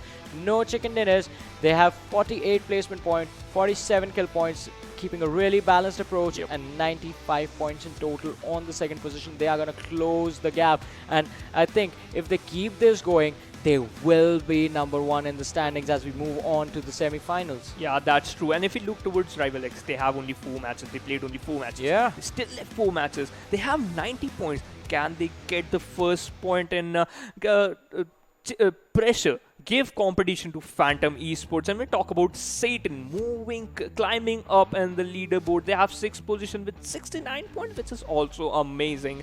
And we talk about A1 Esports. They're also giving consistent performance. They also have 69 points with 38 placement points and 31 kills. The kills department is quite equal as compared to placement points, as well as we compare to Phantom Esports. They have a huge amount of placement points because they have got 2 chicken dinners. Yeah, an amazing performance. I'm glad that 7C Esports, the way they have been playing, they need to make sure that they are focused on their performances, because the team right behind them, team chasing them, is A1 Esports, and also they have been consistent. 7C needed to pick up the pace in the last game, but moving on in the standings, we have PN Crew, who are also stepping up big time again. 13th position now, 55 points, along with E2SOPM with 50 points. Their points tied with DoyenKnightSs, but DoyenKnightSs are not playing today. So aren't God's REBORN. So those teams are going to be falling slowly and steadily. Abrupt Slayers. The pressure in this half of the standings is going to be intense just because the gap is not that much. You need to be consistent. Making a safety cushion is going to be important. Moving to 17 to 24. Most of the teams over here are going to be sitting with 4 games played. So when they come back, they're going to have to start performing. HARAME is going to be Trusty Process is going to be, and Solely Squad is going to be along with Thunder Yetis with 7 matches played. So these teams, they are in a safe spot for now, but after their last game, they're going to have 8 matches played. The pressure is going to be there. They make sure that they make the map of Vikendi count. Yeah, that's true. And Skolty Squad have to work on their gameplay because they are eliminating continuously in an early stage, which is not working out for them. And Trust the Process, they are still trying to improve. Well, let's move towards the 25th to 23rd position. KS Axe. All the teams just have played 4 matches, so still they have chance because 4 matches are going to be played by them, and this table is going to be changed because if I talk about under this chart, 1971 Gladiators, one of the teams which didn't get high amount of kills, they got only 1 kills. T4M official get 10 kills and 9 points. This is really amazing. They have 19 points. 1971 Gladiators should have to work on their kill department. Yeah, they will have to work on their kill department indeed, but these teams are going to be stepping in tomorrow on the battlegrounds, and then we'll get to see how they actually try and secure the spot in the top 24 and how they try and qualify for the semi-finals, which is where the intensity of the entire tournament is just gonna hit the roof. But for now, the matches that we have lined up, it's just one remaining game for today, which is going to be played on the map of Vikendi, which is going to be the last game being played by the teams of Group A and Group D for today. They still have 4 matches left after that is done, so they need to make that one count, especially teams like Venom Legends, teams like 7Cs, teams like A1 Esports. They need to make sure that they are going into the semifinals with a really good momentum and a really good standing. But before the last game, we're going to take a short break, so you guys stay tuned and keep watching. We'll be right back.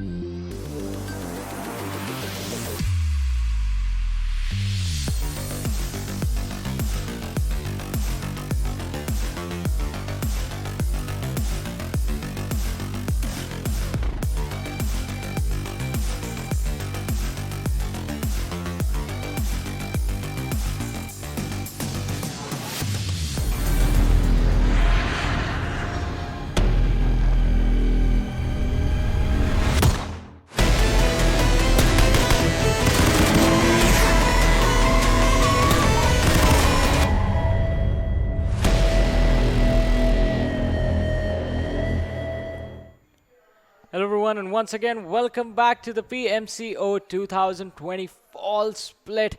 My name is Varun Super Johnny John, being joined on the desk by Fixes, and it is time for us to head into the last game of today, which is going to be played on the map of Vikendi. And it is going to be an intense one because the gap on the top, it's quite little, and so is the gap if you're talking about the teams on the third chart of the standings. The final chart is just with the teams that are not playing today. So the standings are pretty interesting, and they are going to be even more interesting after our matches tomorrow. But for now, it is going to be this one map with the icy Icelands that's going to decide where the teams finish. Yes, certainly. And you know, the best part about today is that Venom Legends, team that has been so consistent, and we will have to see as to how Venom Legends and the rest of the teams are going to perform. And let's directly head into the frozen tundras of Vikendi, where the circle decides where the game is going to go. Well, the circle definitely decides where the game goes in the future, but for now, the trajectory is going to be starting from the northeastern side of Hot Springs and is going to end on the side of Port. I want a Port circle. I've been asking for a Port circle for a long time, and I would really appreciate one right now. May the PUBG gods grant your wishes, my son. But because I want a hot spring circle, and I mean, either on the ways. edge, on the edge. On the edge. Yeah. We love living our life on the edge, and let's see where is the circle going to favor, and let's ask the audience as well. Where do you think the final circle is going to be? Let us know in the chat section, and yeah, don't forget to support your team. And with that, okay. I'm the happy person today. Yeah, I'm happy as well. I mean, the circle is slightly on the edges, like what, 15% water in there, and the early fights that we always, not always, well, like we hardly get to see, and Rafat just broke my heart. He's going to step back. This is the better decision. This is the more efficient decision. But I would have loved to see some early action. We're going to get to see that, and we do get to see that as PN Crew are going to start to take down NAVI one by one. Sabir is going to be caught off guard, and Season is hitting him with punches one after the other, just finishing him off. Certainly, he did finish him off. He was standing as the other player was kneeling down, crawling, blood shedded, but showing no remorse. Will punch him down to death, and you gotta survive, and that's what this game is about. But wait a second, Hot Spring is definitely looking hot with so many teams dropping nearby. We have Team Angry Springs, the winners of the last game. They are putting up quite a show, and right now they have Team Phantom in the nearby vicinity. We will just have to wait and see as to when these players are engaging, because you know this circle, you know, is slightly towards the edge, but I still speculate it's going to be an even shift somewhere, ending somewhere near Castle or down Cement Factory. Yeah, I mean, yeah, we do expect the northern shift to come in during the later stages, and I think as well on the southern side of Cement Factory, slightly western shift. That's where the circle is going to be. But for now, the teams on the northern side, especially the squad of Wolves, TDP, Thunder Yetis, Salty Squad, they need to figure out when they actually want to start to rotate. Because, all right, we have seen, we talked about this every time we have a match on Vikendi, wherein the strategy usually goes like you go in early, hold the compounds, and then you just wait for the final few circles when you start fighting, when we actually see the action from the team. But there's this one team that recently won the PUBG Mobile World League called Bigatron Red Aliens, so you might have heard of them. They like to go for the late rotations in the early stages. I mean, that sort of rings a bell. Yeah, they've got those two twin brothers who are absolutely enigmatic, alongside a very fast-paced assaulter who is also known by the name, who is also a doctor, and they've got a beautiful support player who claims himself to be Micro Boy but isn't micro at all. But there you go, Shinol breaking the deadlock and knocks down Lemmy, as Muffin will be spotting out the other players of Phantom, and Lemmy gets taken down, is not able to go into cover for that revive, and with that the push comes in. Yeah, they're going to be happy with the opening that they have been given.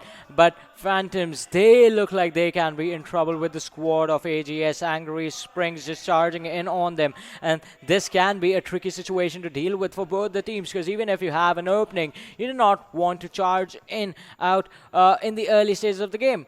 Would not have the required utility, would not have the smokes to block out vision, would not have enough nades to actually create any pressure, would not have the molotovs to flush out the player as well, and would be lacking the crucial armor. But on the other side, you can make it work if the whole team goes in, as Thunder Yetis just charge in on the players of High Voltage. They do get a kill, and AGS, they are looking to do the same, as Havoc from High Voltage is going to be picked off, and the one of the players from the side of Phantom is going to be taken down. All right, make that do, as Aluit is also going to be falling down.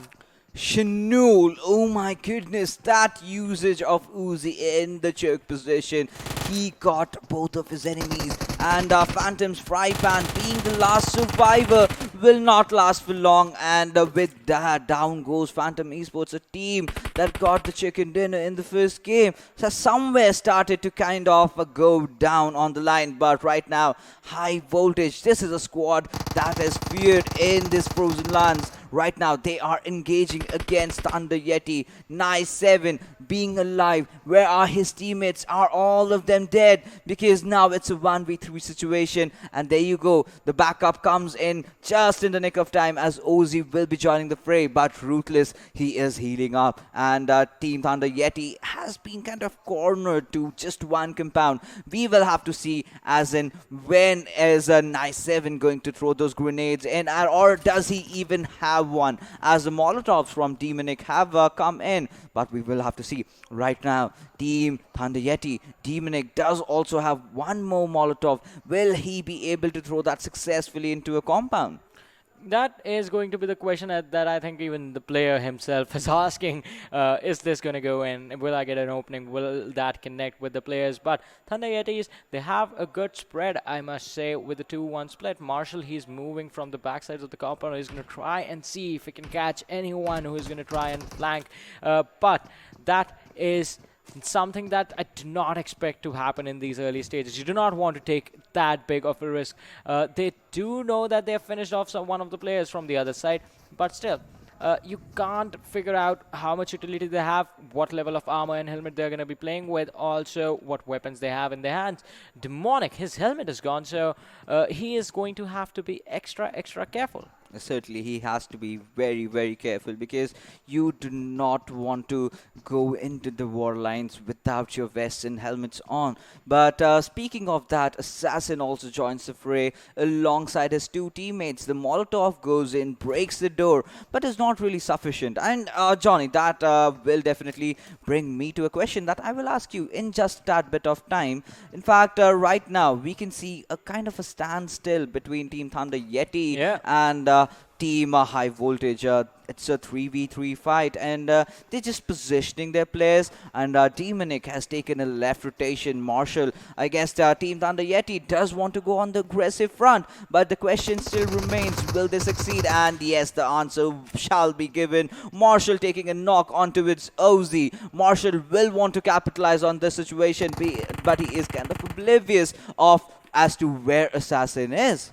Yeah, the Oblivion is definitely gonna put him in some trouble, but we're gonna have to see if the fight is gonna be forced now from the Thunder Yetis players. They did get the knock, and I mean, this is a classic Vikendi fight wherein you just keep on knocking the players, not really pushing in. You push in slowly and steadily. You do see Demonic move up like a chess piece, and this is sort of a game of chess between these two teams, wherein the players are moving like individual pieces, trying to pick each other off and see who is gonna get the advantage. Look at this, Nay 7. He is hiding inside the smoke. As soon as it dissipates, he's gonna be totally exposed. Yes, that he will be, but by then I believe he will be changing his angles right now. But Miracle taking down Abhishek somewhere else in the map right now. And High Voltage, by the looks of it, they are wanting to retreat because they have been pinned down. They are the ones who are cornered right now,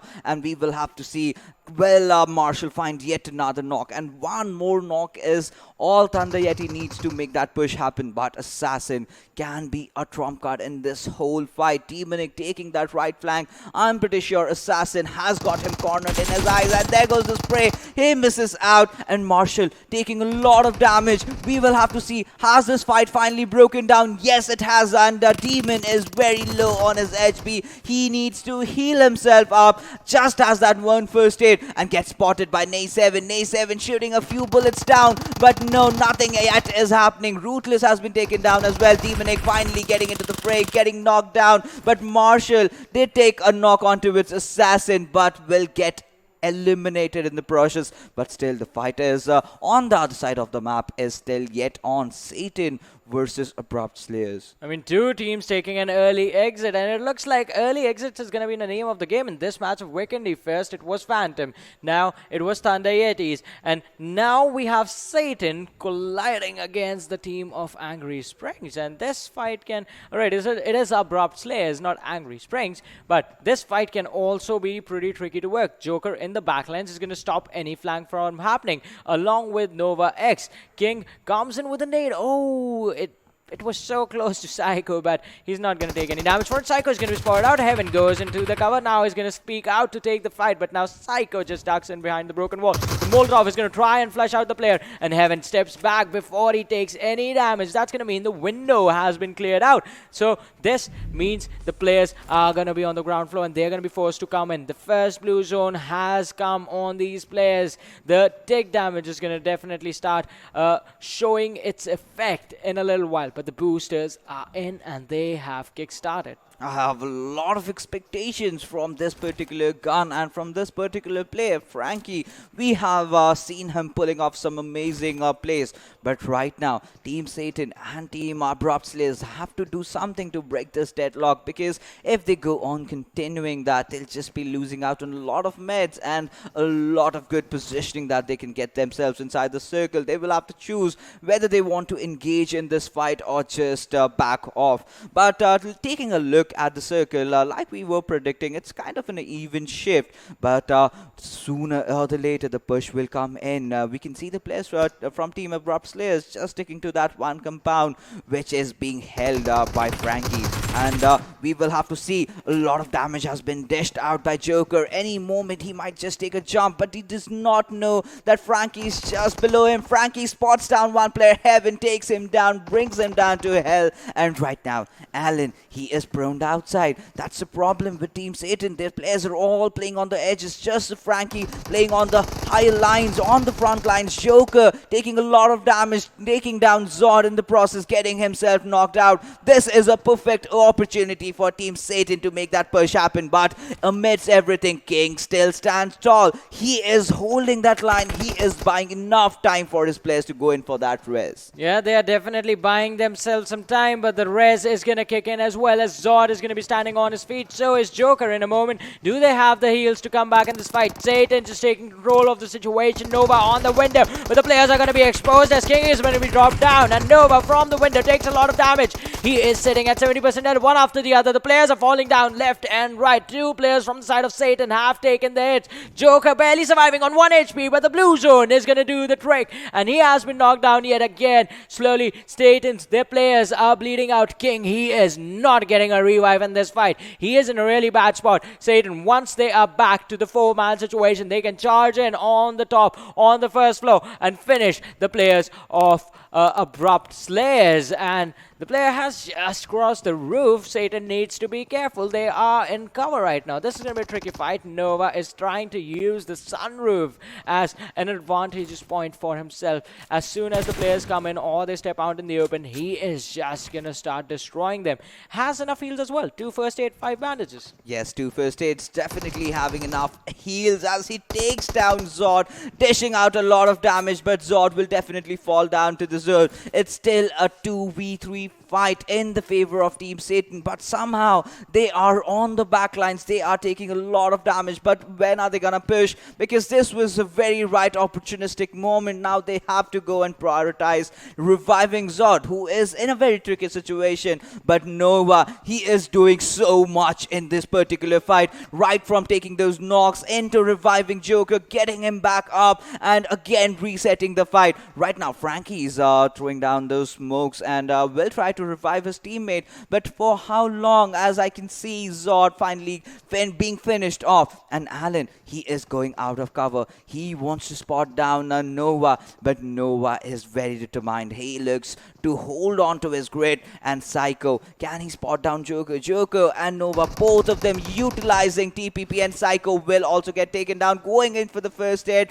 Can he heal up at the right nick of time? No, that's not gonna be a possibility. With that, Joker will take that jump. He will go in for those knocks and for those finishes, as the fight has been brought down to a 2v2 situation. Abrupt Slayers definitely looking really strong over here as Joker goes in for another knock. The last player, Alan, can he clutch it out, or he will turn victim as Alan has run pretty low. Alan definitely takes Joker down before he goes, but with that, Satan goes falling down, and Abrupt Slayers, they have the final laugh. Yeah, they do have the final laugh for themselves, and they're going to be happy about the fact that they did get the kills. Joker once again really low, and they will have to start rotating really fast because they were really far away from the zone and they need to get into a safe spot. This fight did waste a lot of time for the sides. I just hope that the team that they just wiped out, Team Satan, they had a lot of healing utility on them, but on the other side, blah from Salty Squad has spotted out the players of high voltage. Shots fired on Assassin, small taps did some damage, but not enough to get a knock for the side. And now Salty Squad, they are taking a breather. They're one of their players, Rusen, was knocked down, so they need to revive him as well. Salty Squad, Vcash once again stepping into the battlegrounds and is going to try and secure a lot of points for his team, but blah is going to try and do the same thing as he knocks down Newt from the side of Wolves. And this might be the perfect opportunity to make that push happen, because Ironic is alongside Clutch are the last two members surviving for their squad, and by the looks of it, Clutch is going in for the rev. He will be reviving his fallen teammate over there, but he needs to make sure that the parking is done right, because small mistakes can lead to huge disaster, and that is where he has got himself in a very bad position. Went in for the rest. The opponents were just waiting for someone to come in, finished him off, and now Clutch looking in troubled waters. But we'll take a look at the third airdrop of this game, and this is my favorite drop of all, the coveted Mark 14. But yeah, like Johnny, I really wanted to ask you something. We have seen the Molotovs breaking doors, but wouldn't it have been better if grenades were able to do so? It would have been interesting indeed, but for now, TDP, I want to see if the frag boy can get any frags, or if he does, how many can he get for himself? Because TDP, they are in a decent enough position in the overall standings, but they need to do more. It is a big name, it is a big team, and they have a really big reputation. Chagar on the other side, just living up to the hype, and is going to confirm one more kill for his team. Wolves Ironic, he did spot him out as well, but Ironic is just hiding carefully underneath the bridge, trying to protect himself, and that is a good position for now, well, at least. But if he tries to escape, it is overly exposed from both the directions. Yes, and right now, Team TDP, they will have to play every game very carefully, and can have their eyes on Ironic, who is trying to take cover just below the bridges, and Team PN, they are just beside him as well. But Salty Squad using a substitute here. We can see Vcash, and I personally know this player. I have been a part of the PUBG Mobile competitive community for quite some time, and if you take the name of Salty, I believe Vcash is one of their oldest players. Yeah, he is one of the oldest in the lineups, and that is why I think Salty Squad just bringing in the old players, bringing in the OGs of the lineup into the action will definitely step up slowly and steadily, but they need to keep their minds on the fact that they can't take too much time.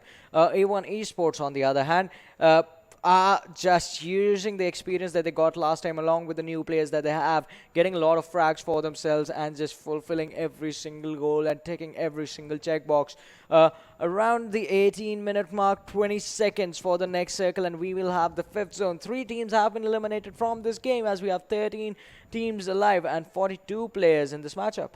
And the best part, we can see the circle somewhere going on to its northern side of Volnova. But there's one team that is just sitting in the center of all without any concern, really, has to be Team HARAME. Not even a single squad is anywhere close to them in the 200 meters vicinity. And the nearest one being high voltage for sure. But they've got their own troubles as Venom Legends are on their tail. But right now, we can take a look at the players of Angry Springs. Muffin, he's dishing out some damage to the players of NAVI, especially Kill Me. Yeah, that is going to be a difficult situation. I mean, he did live up to his name earlier on. His name was Kill Me, and he was the first one to die for his team on Miramar. But this time, he is staying alive, so that is pretty good. On the other side, I mean, if the opponents think of it this way, like, all right, he's down again, and he's going to be finished off now. Okay, he called for it. He called for it. He wanted it, and Shanul just, made his soul rest in peace over there. But that's still a knock. A possibility of revival is still on the deck. But right now, Angry Springs, they just had that one broken house for the cover. And right now, Soleil does want to go in for the push. No, instead, he parks his vehicle. And I'm really scared for this team because when the zone shifts and they are going to sit in that vehicle, and they might be in a lot of trouble because that small vehicle is sure fast, but at the same time, very, very delicate. But right now, Mifsal taking a deck onto his Muffin, knocking him down, but that pretty much would not be enough to go in for that push. And there you go, the new circle comes in just on the eastern side of Castle, exactly where HARAME has been. And well, Johnny, still no team is nearby. Yeah, no team is going to be nearby. They are going to be in a really comfortable position. On the eastern side of Castle is where this circle is heading. And that has to be a really good position for a squad of HARAME to be in. They can be isolated and they can get early compound controls for themselves. But high voltage, A7, he spots out the players of E2S OPM. Hunter behind the rock, he's trying to hide. He's going to try and get the kill for himself, but he needs to be careful. HARAME IR2, I said this, they can gatekeep their position, and they're going to start off with the players of NAVI. One player already being sent out by IR2. It is going to be really difficult to challenge that squad in the center of the circle, but this one, H2E, they're just trying to gatekeep and they're just trying to protect that area right on the edge.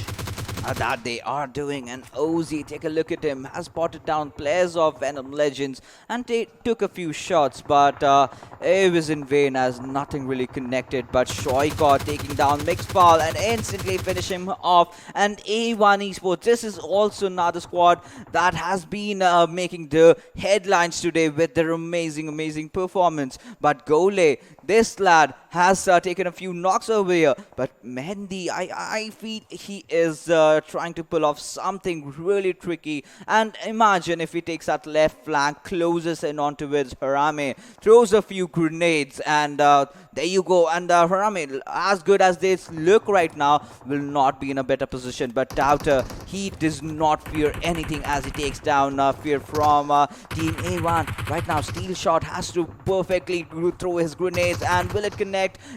That time will tell, but right now he has been finished off. Yeah, he is going to get finished off soon, but Private 7, he did get a knock on Muffin. He's going to try and see if he can get another one on the other lads on the backlines towards the castle area. There are two teams. One is TDP. The other squad is also squad number 18 with Joker being there, and they need to be careful. They need to be really careful. On the other side, we do have the players from 7 Seas inside the waters. It is going to be a difficult position for them to survive from him, for them to come out alive. Venom are going to be in trouble as one of the lads is going to be dropped down also right on the edge of the circle. So now with this shift, there's no team in the circle. Everyone is on the edge or either really far outside. And now this makes the game a bit more interesting. And 7C, Like their name suggests, they are taking the water out. But right now, Shigar taking that Nova X will instantly finish him off. But Joker trying to jump around, trying to find and trying to exactly map the position of Shigar. But he is oblivious of the position of Lazy, who is also in the nearby vicinity. But there you go, 7C. The players are crumbling down one after the other. But TDP, they look very strong. They have all their players intact. 4 points for themselves. Angry Springs also having a very decent outing, 7 kills already and carrying forward that momentum. But now both of these players, Abrupt Slayers, Team TDP, have to get inside the circle. Navi's Wrath has already been taken down. Mehdi, this brings a lot of job on for him, and he's dropped that smoke. He is trying to go in for that revive, but can he make it at the right opportunistic moment? That, I think, is going to be the question, and it's going to be a big one as well. But on the other side, AGS Lakheop did a lot of damage. Gole is going to be able to take down the players of E2S OPM. But now on the backlines, he is just out in the open. A pretty weird situation to be in. Sony squad is going to be in trouble as Evil Eye spots out Rusen, who just somehow, with his movement, just manages to get away and manages to get to his teammate. He's going for the revive. Daytron is going to go for the jumping, and Rusen is healing up behind the door. He was still healing up, and Daytron just runs in and finishes both of them up, just securing the kill and the points for his team in this matchup. But heading towards the closing moments, Team Venom, they need to be careful. They are playing with a good momentum, and as I say that, Evil Eye is just going to take the shot from the M24 and just fall down to the ground. We will have to see if he gets revived in the right nick of time. But Storm, what was he doing? Ashagar will spot him out, will take him down, and down goes 7C Esports, the claim team, the kings of Vikendi in this particular region, have been taken down. Lake will take the final kill onto its Mehdi, and with that, Navi also bites the dust. But right now, Private 7 knows that a lot of teams are going to come towards him. Shigar has been taken down, but with that, Miracle and Lazy go charging in. But Miracle has to also face the same fate as his teammate, as Private will be knocking him down. And with that, Harame, they are putting up quite a show. They are looking really strong. They have to revive their teammate. But with that, TDP, a squad for all the 4 players were alive just a couple of seconds ago, and now they're all dead. Yeah, they are all dead in an instant. But let's just hope that they come back stronger in the very next game, because that is going to happen in a few days. But this game has been an interesting one. Every time the circle moves, it looks like it's trying to get away from all the teams. The circle does not want any team to be in a comfortable position. These two teams right now, squad number 19 and 20 that we have on our screens, that is AGS and the squad of E2S OPM, trying to fight out for the control of the very southern edge of the circle, wherein E2S OPM, they're slightly inside. AGS, they have Gole, who has been knocked down. Lake is trying to take the fight along with his teammate. They do spot out a couple of players, but the shots in the smokes do not connect, and the players fall back, taking cover from the smoke. Apollo, that is long distance spray, and there were barely any pixels visible. He does manage to collect just a single hit, but I think that's going to be enough to just tell the other side, the players on the other side, to be cautious. And Hunter from behind the rocks, they get 2 knocks. AGS Lake OB, the last man surviving for his team. And Totter, we know what this man can do with the nades. Can he actually do it over here again? He's gonna heal up and try and just be back on 100% health. It looks like E2S OPM, they are on fire. Hunter on the other side is going to drop down. Assassin, high voltage. Looks like they are going to be in trouble. AGS, once again, the revives have been given, but yet again, E2S, they are in control of the situation, along with Team Venom Legends, who are just wreaking havoc on anyone they see on the extreme other side of the circle. The 2-2 split might just work, or it might not. The team might be in trouble. All is going to try and charge in, but he's going to be dropped down by Totter, and his teammate takes care of Lake. Hunter and Totter, just the duo doing the job and pulling their team from a really tough situation. that they have done. But right now, Venom Legends are living up to their name. These guys are legends, very difficult to take them down. But now they start falling. Detron getting knocked out, instantly finished off by Private 7. Shuvo also trying to take a knock onto its Private 7. A lot of fights happening left, right and center. As you can see, Shuvo utilizing the cover will eliminate the entire squad of HARAME as we are brought down to the last 3 teams. We got 5 players alive. Can this be Venom Legends game? Can they pull off a good show? But in front of them lie 2 legends by the name Daughter and Hunter, who have not been letting anyone come really close to them as the final circle has been formed. And right now, Shuvo is in a very good position. Hunter and Daughter have to get inside the circle. NAVI is trying to provide that cover fire, but will that be enough? Daughter trying to make some movements happen, has spotted down NAVI, but will that be enough? Left inside flank has already been made. Daughter going in for the spray. He disconnect. NAVI goes down. He will finish him off, but that was an overextension. Ozzy finding out Daughter, and now team E2SOP, they will have to make some quick decisions. They have to get inside the circle. The 8th circle is started closing in,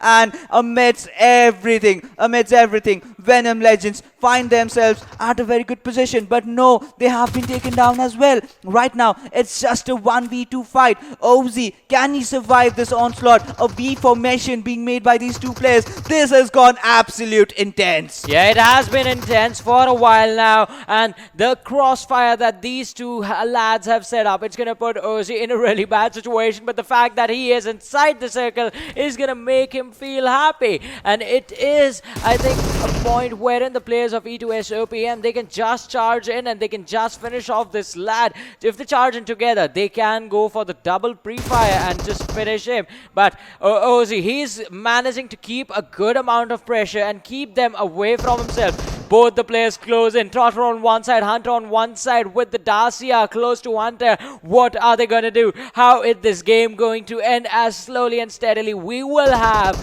the 9th circle of this game, the very last one. I just hope this situation does not end in a heal battle, because this is something where in E2SOPM they can secure the last kill, and along with that they can get the chicken dinner. This is one team that has always had more kill points than they have placement points. This time, it is going to be the placement points doing the dominating, but they will not let the kill go. I know these guys. They are super aggressive and they won't let that happen. They won't let Ozzy get out of this alive or easy.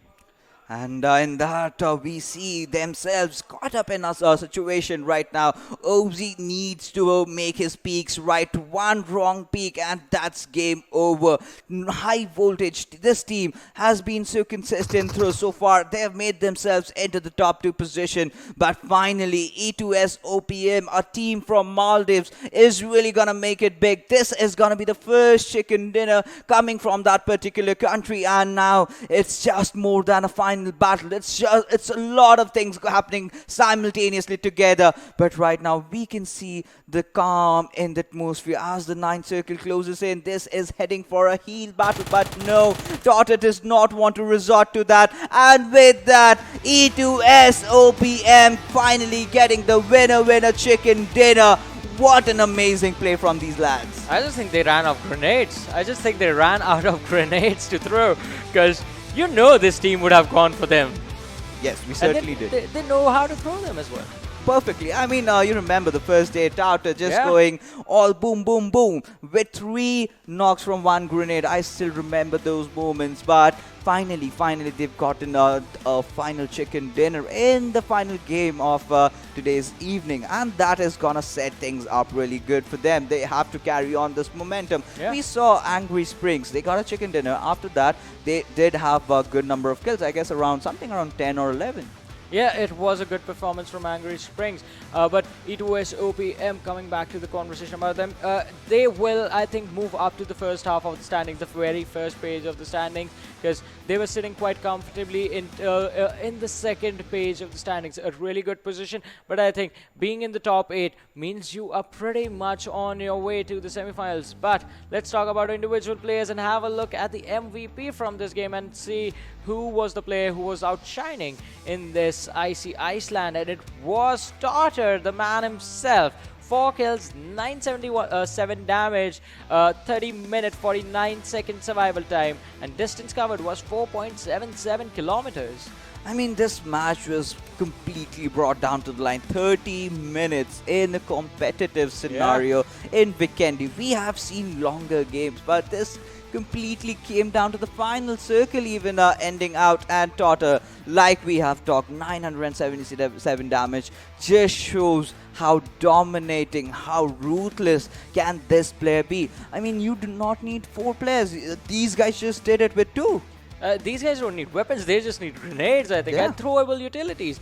The smoke cover as well that was made in the last fights, that was pretty incredible, just denying any sort of vision to the teams that would have been able to kill them. So, utility usage on point, aggression on point. The team, what it was lacking was just the team fighting capabilities that we did see was sort of flustered up even in this matchup. I mean, just 2 players were remaining in that final situation, so need to work on how the players synergize individually in the actual team fights. But apart from that, everything else, they pretty much do a decent job. I mean, in talking about the last fight, that nothing much really happened that we can discuss. But just a few minutes before that, during the 7th and the 6th circle, we saw these 2 players, Totter and Hunter, holding on towards their flanks, being in the cover of the vehicle.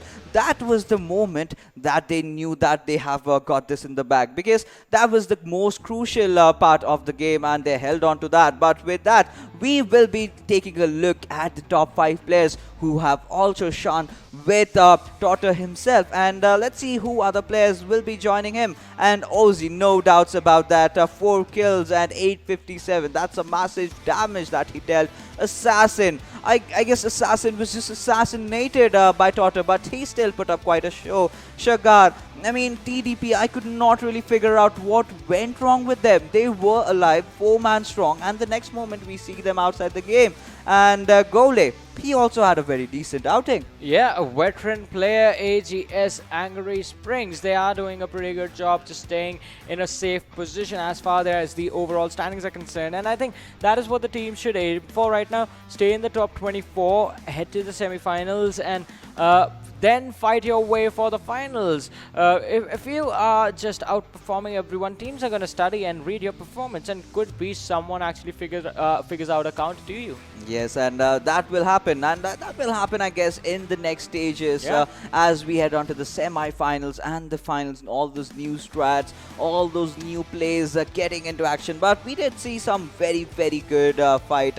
Abrupt Slayers going against Team Satan. It was a 2v4 situation, yet they managed to clutch it, yet they managed to take advantage of that high ridge area that they had on the compound. They just went up, they had the cover of the roof. But we will take a look at the standings as to see how teams have shaped up in this particular game. Yeah, and the standings are in front of us already. E2S OPM taking the chicken dinner, 28 points for them. High Voltage, 9 kills, 23 points for them. An amazing performance. So, along with Venom Legends, do we even talk about them now? Constantly finishing in the top 3, top 4 with a high number of kills. I think if they continue doing that, they will see themselves on the top and cement their position. But yes, talking about other teams, Team HARAME did have the circle. I could not really figure out what went wrong. The last shift, maybe when they went through the edges, that is when the trouble happened. PN Crew, a rather mediocre outing from them. 3 kills just to their name. But taking a look at the bottom half of the table, disappointments coming in, a lot of them indeed. Phantom Esports, 7C Esports, A1 Esports, Salty Squads are definitely the names that we have to take that could have shown a better outing. Yeah, all 3 teams were performing really phenomenally in the first half of the day. It's the second half where they started to fall down a bit. Phantom was leading the leaderboard, 7C also in the top 6, top 5, and now we have to see these teams have to be a little bit more consistent if they want to qualify for the PMPL Season 2. That is going to be really important. But as I was saying, do not reveal all your strats right now. I guess that might be something that these teams have thought of as well. On the other side, we are seeing some really amazing performances from some really amazing new teams, and that is just going to mean that once we move on from the semi-finals to the finals, they are going to be super interesting, because that is when we have the returning teams from the previous PMPL coming in and playing. Yeah, certainly. That would be really fun to see, as how these experienced players that have played the PMPL will be going against all these new teams formed with mixture of experience and talent, and like we were discussing a lot of strats. I mean, teams have to decide as to when to reveal it, because if you do not reveal it right now, maybe you never get a chance to go in to the semi-finals. But with that, we will have to see who is in what situation right now as the leaderboard comes in. And on the top, we find Phantom Esports. Despite the bad outing, they still stand tall with 118 points. But following them behind is Venom Legends, just 4 points short. But look at the number of kills. They've got the highest with 56. High Voltage, courtesy to that amazing second position. Now they are inching closer towards Venom Legends. Look at this. Venom Legends, no chicken dinners, and they're already looking like they can be leading the leaderboard already. High Voltage as well. Really consistent performance. Have been. They only messed up during the early few games. From there on out, High Voltage has been having a good enough standing. Also coming in is Rivals X. They are going to be playing today. They are the only team to stay in the top 8 with just 4 matches. That's the kind of domination that they have displayed so far. But yes, one thing I would definitely point out is Team High Voltage and Team Venom Legends haven't got a chicken dinner yet. So that is going to be really crucial. And taking a look at the second quarter, we have few notable teams. DoyenKnightSs, who I'm really excited to see them in action tomorrow. RSGaming sitting at the 10th position. They are also bound to step in as well. They are bound to step in. But we are going to see DoyenKnightSs and DRS tomorrow, so we're going to see how many points can they get for themselves. Moving on to the next set of standings over there also, I think. Alright, so that I like to call the Danger Zone Level 1. And over here, I think the only team that's going to be in trouble for now, it's going to be the squad of Thunder Yetis.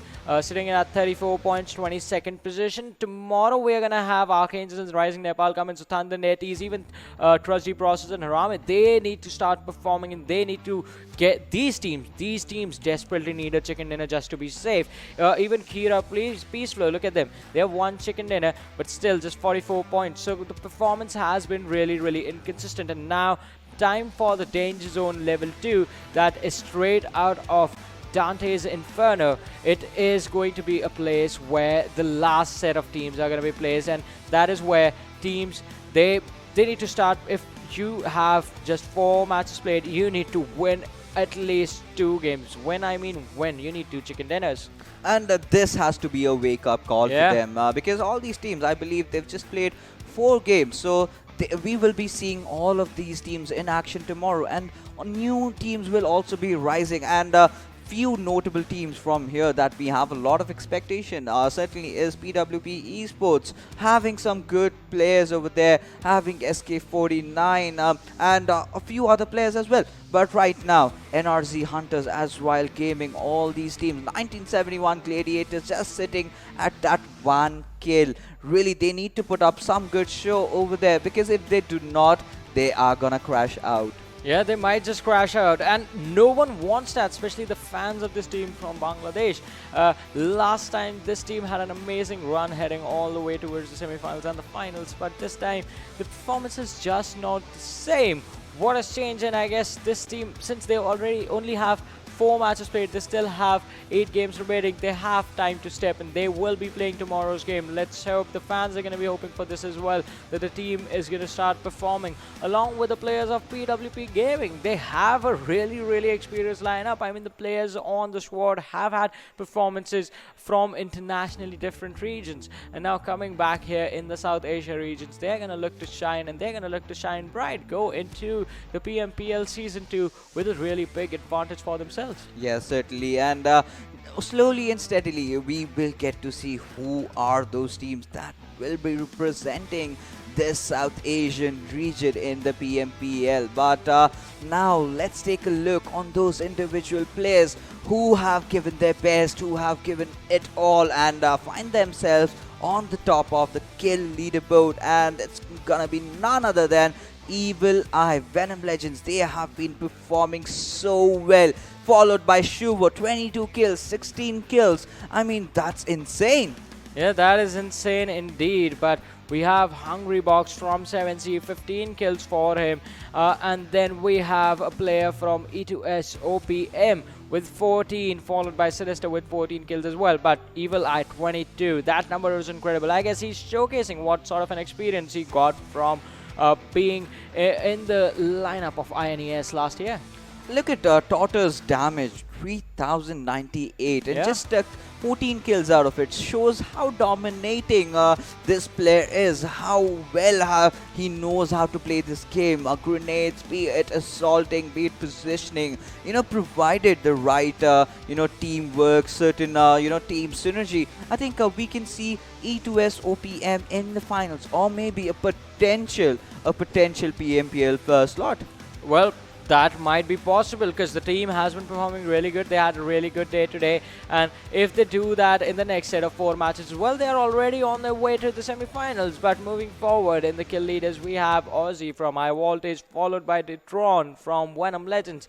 Satan is going to be represented by Frankie. Hunter is there as well. So the two players from the final fight, the two players responsible for the chicken dinner for E2S OPM are going to be in the list of top fraggers. Yes, certainly they are. Venom Legends, despite the fact that they've not got a single chicken dinner, they are playing so well, and they will be looking forward to carry forward the momentum in the final 4 games that they have remaining for themselves. Yeah, I completely agree. They won't be happy, but they really don't need one. Yeah. It's going to be awesome to see them get the chicken dinner though. But tomorrow they are not going to be playing. These two groups, A and D, are going to be resting. Tomorrow we're going to see matches from teams from Group B and C, because we are done for today. My name is Varun Super Johnny John, joined by Fixes. If you guys like the work, you can follow us on our socials. We're going to be signing out for tonight. You guys take care. Have an awesome night. Good night. Bye-bye.